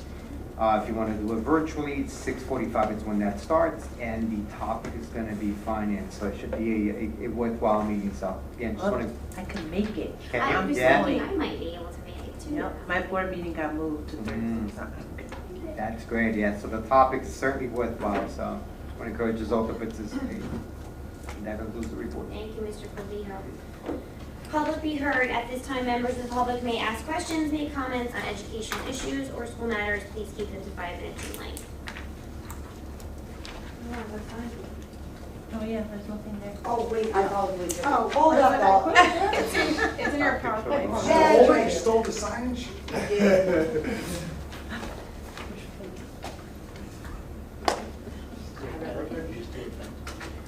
Eric Mulkey Colton, 236 Lafayette Ave. Hold on, sorry. So I read about the purchase that you just mentioned across the street at the new building. That's exciting. So will that be just the Board of Education office? Yes. So I don't remember, the barricade moved and we bought that building, or we're still renting that No, building? we didn't buy that. It was I out didn't of the think rental. so. Yeah, we rent that facility. That's not big enough to house both. 'Cause I was, you know, I was We don't have the top looking at floor. it. The top floor are apartments in that building. There's 2 apartments on the top Barricade. floor. The main floor is just a barricade. Oh, the barricade, I thought you were talking about across the street, sorry, yes. No, across the street is just a single floor. So that's why I was like, what? Okay, No, it's not big enough to house both, unfortunately. To be honest with you, we've tried to find a place in town. We've been looking for years. I know, for here, for the offices. For the office Right. and the barricade, to put them together, it's just, I can tell we've been looking for years. I know Yeah. where there's a spot. What's that? I know where there's a spot. Sounds like it's too late now. So, yeah. Yeah, because I saw that there was like 2 big garages connected to it or something, so I didn't know if you could make it work. So does that need a lot of renovations, or it's pretty much ready to, like, move in ready? Pretty much, for the board office, you mean? Yeah, yes. It's pretty much moving ready. It's in really good condition. The only thing, there's some things that we have to do, just running our fiber network over there, our fiber lines, I should say, over to that facility. Right. Putting some network drops, things like that, but the facility itself is in It's- really, really. The offices are ready, so it Beautiful, looks, yeah, it's a yeah. really nice facility. So obviously it's more cost effective than being here. Well, we pay rent. It's an annual rent that we've been paying That's for as long as forever? I've been here, which Yeah, has been that's what I forever, figured. right? So it is. So to own it, that's, the board felt that it made more Yeah. sense to purchase something that we would own. And then you would have Board of Education meetings there, or it would just be the No, it wouldn't be offices? big enough to have the meetings there, so we would rotate. We did this a few years ago. Prior to COVID, we were rotating our meetings. We were only here a Yes. few months and we were having meetings at the schools. Yep, So we're gonna go back to that. yeah, we were at the high school. Taking it on the road. I like that. I think it's nice to visit, and then people can see like where their kids are Correct. and the new updates, And the and nice it was part nice is to be it's at the easier high to bring school and students- sit in the To get students audience. involved as well in those Yep. meetings, when they're there at the school. It's just an Okay. easier transition for Okay. us, so yes. Great. So that's the plan. So that's wonderful. There's a couple people that were approved, to move on the scale, I think, but then they're not listed under movement. I always want to congratulate teachers when they move up on the scale, for a higher degree. Sorry, I couldn't Okay. get that word Yeah, out. there's There's people- 2 on there, but then there's also 2 on the personnel list. Well, those were changes, those weren't moving Oh, on so the it's gut. not, it's Those are different? new staff members, and to be honest with you, because they were hired so late in the summer, we didn't have their transcripts. Oh, I see. So we approved them, we thought what was communicated to us they had. Right. Unfortunately, when we reviewed their transcripts, it wasn't exactly what was communicated to us. Right. So that's why it says adjustment of their placement. That's why I was curious why they weren't then, okay. It's an adjustment of their placement I mean, based on their just, transcripts. I think you might have used to do this, but just for a suggestion. When a teacher does move up at a higher degree level, I think it's nice to show where they were to where they moved, just to be able to congratulate them. So some schools will put like BA and then MA. That's a huge jump or whatever, just to say congratulations, because it's a lot of work while working full-time. Agreed. And then, yeah, and then I just had one question, I just flipped the page. First, the approval of the Board of Education CCBH Inc. for home instruction services. That's if, once again, like we did with the ABA therapy, people coming in district from private companies to fill in gaps, is that the same type of contract? No, that's a student who's not here in the district, is in another placement and I is see. receiving instructional services. During in the that day? placement. Yeah. So we can't use our own personnel? No, because they're in a placement. I got you. and Okay. it's Yeah, because the 95 an hour for that private company versus our teachers getting 36. Yeah, I mean, we try to provide, obviously, so- home instruction when we can with our own staff. Absolutely. Yeah, as much as we can. I mean, it's not always easy to find people that do that as well, but It seemed like there were a lot of people who approved this yes. go around, so, I mean, it's the beginning of school year, so you're getting yourself set up, so I understand why there's so many, but at least, you know, there seems to be a lot of people willing to do so, okay, thank you so much. You're welcome. Any other public comment?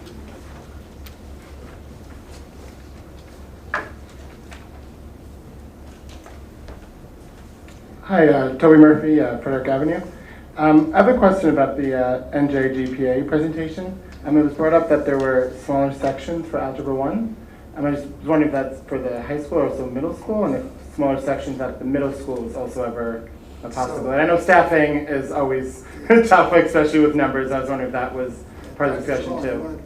So that's, specifically the Algebra 1 numbers are at the high school where we did that. The middle school tends to have smaller class sizes because of the way that the scheduling works, because there's less electives and stuff like that.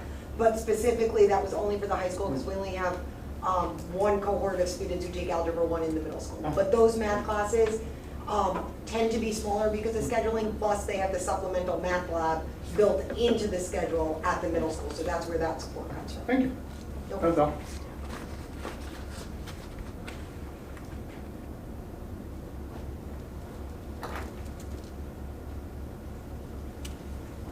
Any other comments?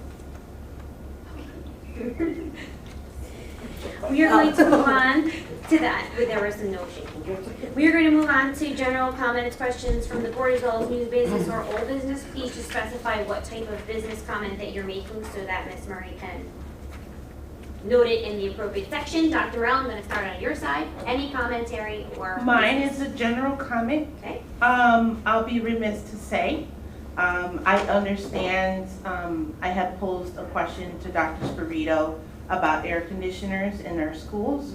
I understand this is a yearly topic, but I do want to point out that I think there's certain things that I don't consider air conditioners in this time and age to be a luxury. It's wherever you are, it's just, I don't know, it's just ubiquitous with something that we should have. I understand the cost to it, and the conversations, the historical conversations. I appreciate you sharing that with me. But at the same time, I would hope that at some point we consider even baby steps. A window in some of the hottest rooms we know, even if that's a handful, it's something, it's a movement in the right direction. As opposed to thinking that we have to put AC across the board in every classroom. Maybe we do baby steps. I recognize, again, our budget is tight, but at a minimum, I don't know what that is, what we can do, but, I know that maybe it's a week or two in September and then the weather gets better, but we also know that we're experiencing more the frequency of hot days and the intensity of the hot days. And I think it's just not a good learning environment for anyone, even if it's not a 95, 99 day weather. On a regular 85 day, it's still very hot and uncomfortable, especially when you're on the 3rd floor. So you know, it's not on those days where many districts who don't have AC are taking days off. It's about creating a comfortable environment. So I just wanted to throw it out there. It's the first meeting we have. Hot weather does return typically around when we start coming back from Memorial Day. I know we're only here for 2 weeks or 3 weeks or whatever, but I don't know, I just think baby steps, even if it's in the rooms that we know historically have one of the hottest temperatures, that at a minimum that at least a window AC goes in there. So that's my general comments for today.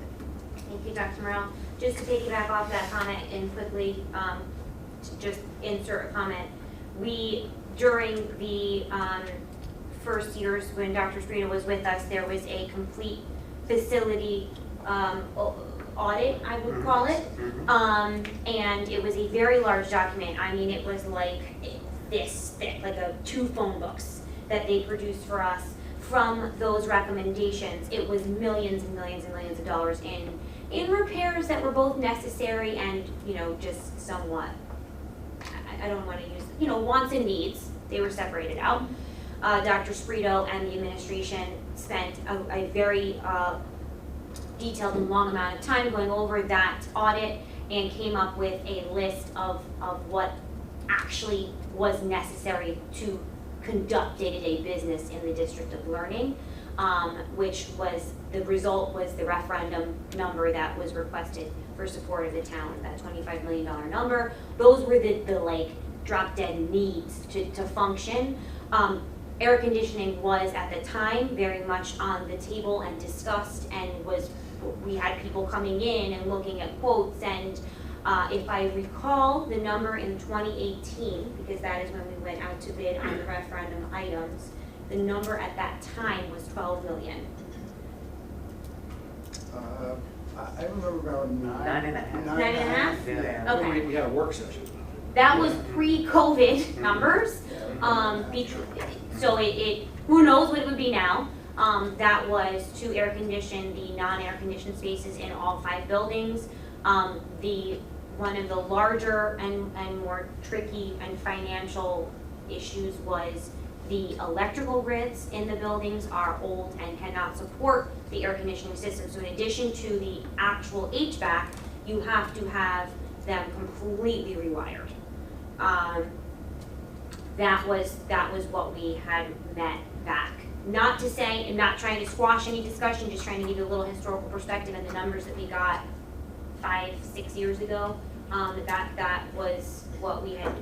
And that was for an HVAC system? That was for HVAC. So that's different from a window AC? Yes, but we were told that the buildings could not support window ACs. Something else that came into play is like if you put them in one building, how do you prioritize which building you put them on? Well, I'm sorry, doesn't Jefferson have fully AC? It's not full. I don't know. Well, I don't want to get into that, but if you do, but if you No, because you just mentioned we didn't want to pick schools, but Jefferson has well, I air didn't. conditioning. Well, that was my fault. Yes. Well, that predates me, so I'm not No, trying to I get know into that. I'm sorry, I didn't mean to cut you off. Yeah, so then if you install additional window units, right, if the electrical grid could support it for that, for the specific building, that was the question, how do you prioritize the ones that don't have it, the high school versus the middle school versus Washington, so that was also another challenge that would be there.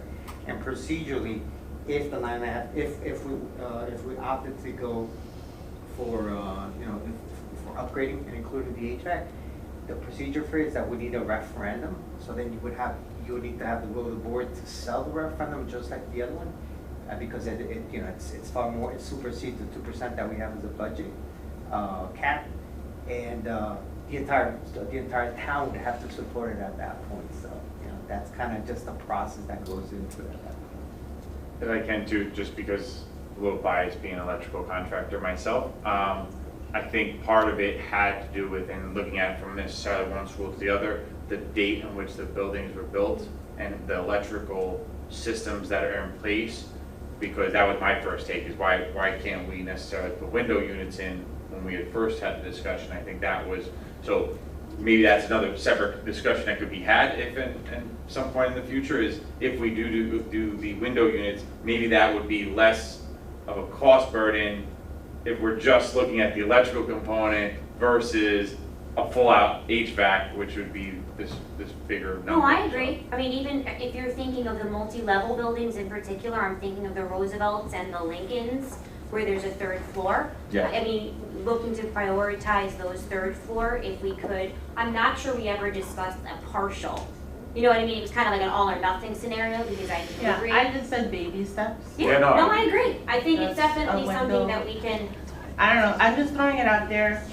And I just, oh, our student rep has something she'd like to add. Lovely. Please. So just to put it in perspective, because I'm in school every day, several times, my classes on the third floor have had to be moved because it's unsafe or unbearable to even be in those classrooms. So that's just something I would like to add. Yeah, particularly the third floor you find to be. Yeah. Yeah, so then that's the high school, Lincoln, and Roosevelt are, does Washington have 3 floors? So really, the only school that doesn't have 3 floors is at this point Jefferson. So the other 4 buildings. which is air conditioning. Which is air conditioned. For purposes that I was told, it's extended school year. Take it, leave it, That was part of it, but again, to Marco's point, I think it's built in 1960. the building itself is newer. The accommodations in order to do so were available at that point. It doesn't mean that, I don't think anybody's taking away the fact that it should be something that was looked at in the other schools Sure. based on the needs, right? Something else to keep in mind to your point, Dr. Morel, every time it comes up with a parent, I'm like, I give them the facts, and if they feel strongly about it, they need to come here, because Agreed. it's a town effort at that point, because the entire town would have to prove it. I mean, my son just graduated last year, my kids went to school, so I'm wishing that Essentially, it could almost be another referendum in itself. It's just- It could. I just simply wanted to put it out there, again, baby steps. Yeah. If it's, we know there's certain rooms, and I appreciate Ms. Counselor's feedback, because when it's hot, she's not talking about the days that is 90, 95 degree weather days. It might be a regular 70, 85 degree Right. weather day, and it's that hot that they have to move. So when, if there was an idea or a comment that we only need ACs on those days that it's 90, 95 degrees, I respectfully disagree with that perception, because that's not the Right. case. There is other days when it's not what would be the typical day that most of us are talking about a half day. It's a regular during the school day that is just very warm. And again, I respect Mr. Totaro with the electrical engineering about the electricity and stuff like that. I just think it's something to be considered. There are other districts that have older buildings, and somehow they seem to have make it work with window units. And this may be unpopular, but I do think it's also an equity issue that you have one building that has air conditioning and other buildings don't, even at a minimum, to identify those rooms that we know Yep. are the hottest rooms in the school. Even if it's 2 rooms, at least it's 2 rooms that we're giving relief, and you don't have to move them somewhere else. That's it. It's definitely worth having a conversation, and I did watch the chatter on Facebook when the days were called, the half days were called. You have parents, listen, we know people will disagree with anything and agree with anything. There are people on both sides of every point, but there were people that were supportive and thankful to Dr. Sprito and the various and numerous other towns that called half days. And there were people that were critical because of their, they had to go to work. We are also working parents up here. So we felt it on our end as well. Personally, I will always err on the side of caution when it comes to student and teacher health and safety, and I think that is a unanimous will of this board and this administration. I do think it's worth having a conversation, absolutely. But to Mr. Clavijo's point, nothing can be solved on Facebook. This was brought up by a board member, and I'm not sure she even saw the Facebook post. So please come and share your thoughts. I know, I just happen to be on. I try not to, but we are honestly a very responsive and respectful board. It is, we love having company, so come and talk to us about that. But yeah, at the time, just to give that historical perspective, when the referendum number was come to, it was thought of, almost as a luxury. I hate to use that word, but to ask for another 10 million at that time just seemed not appropriate. just to give that. Just last point, again, to Dr. Morell's point, it's something that we would have to keep in mind, and again, public input, especially if the climate change becomes permanent, right? If it is warmer than in the past, then that's something that would have to, go up on priority list. We did, however, between then and now, air condition several of the more common rooms in the buildings for cooling stations, if you will, on those days. So we now have a fully air conditioned, and I think at some points chilly auditorium in the high school. I'm often cold when I'm in there. And then we did apply for grants to provide cooling systems. It's escaping me, was it Lincoln and the Lincoln gym? What did we do? Lincoln, no, Lincoln District Cafeteria, the media Cafeteria. center. There are some rooms, sporadic rooms throughout the district that are air conditioned, but there's no consistent, to Dr. Morell's point, there's no consistent Right. pattern of window units, but there are window units sporadically throughout the district in each building Yeah. for different reasons, Right. medical reasons and other things, but there's not a consistent pattern. But I appreciate what Dr. Morell's saying. Yeah. We can just look at some of those, rooms that are typically hotter, third floor rooms, things like that first.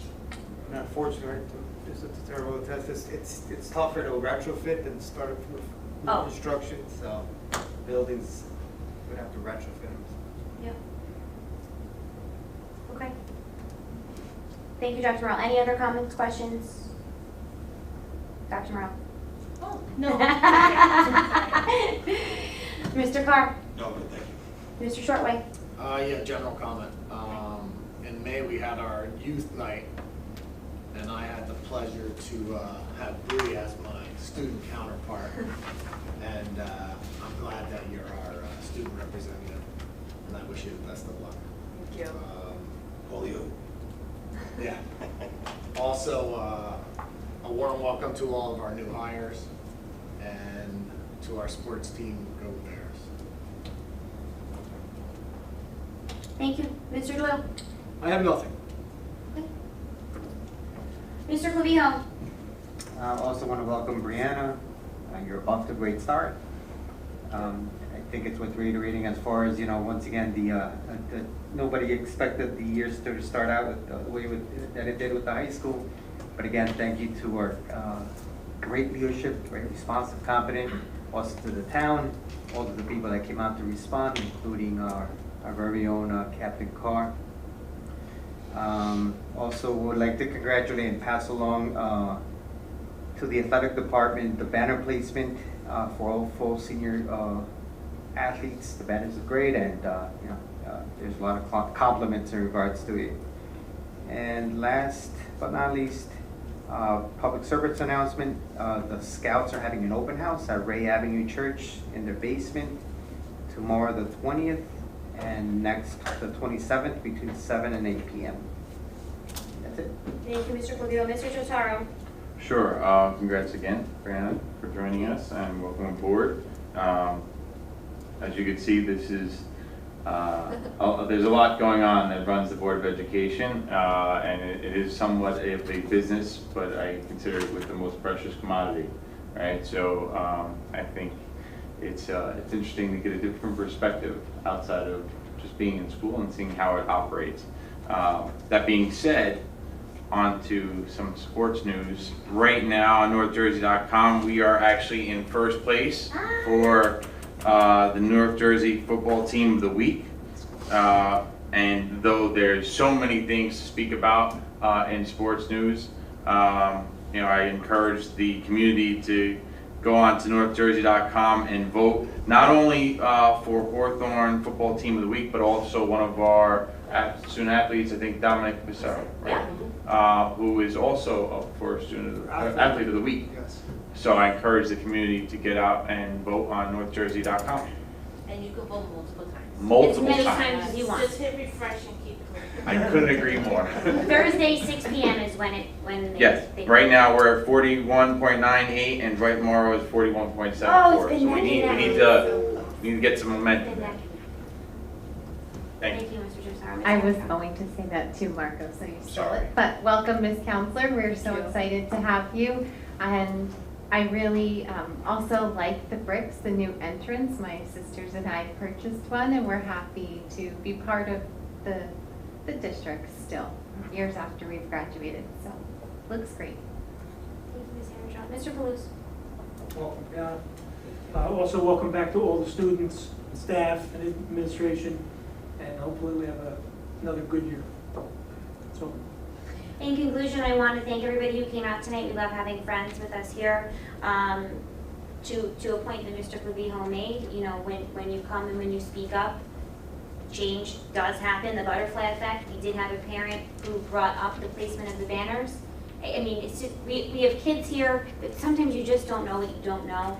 And it's, as I said, it's, you know, the administration, we are listening. So thank you for all of the feedback that we get through channels that can bring about change. Thank you to our teachers and staff, everyone that makes the Hawthorne machine run. We're very appreciative to have you all here with us for another year.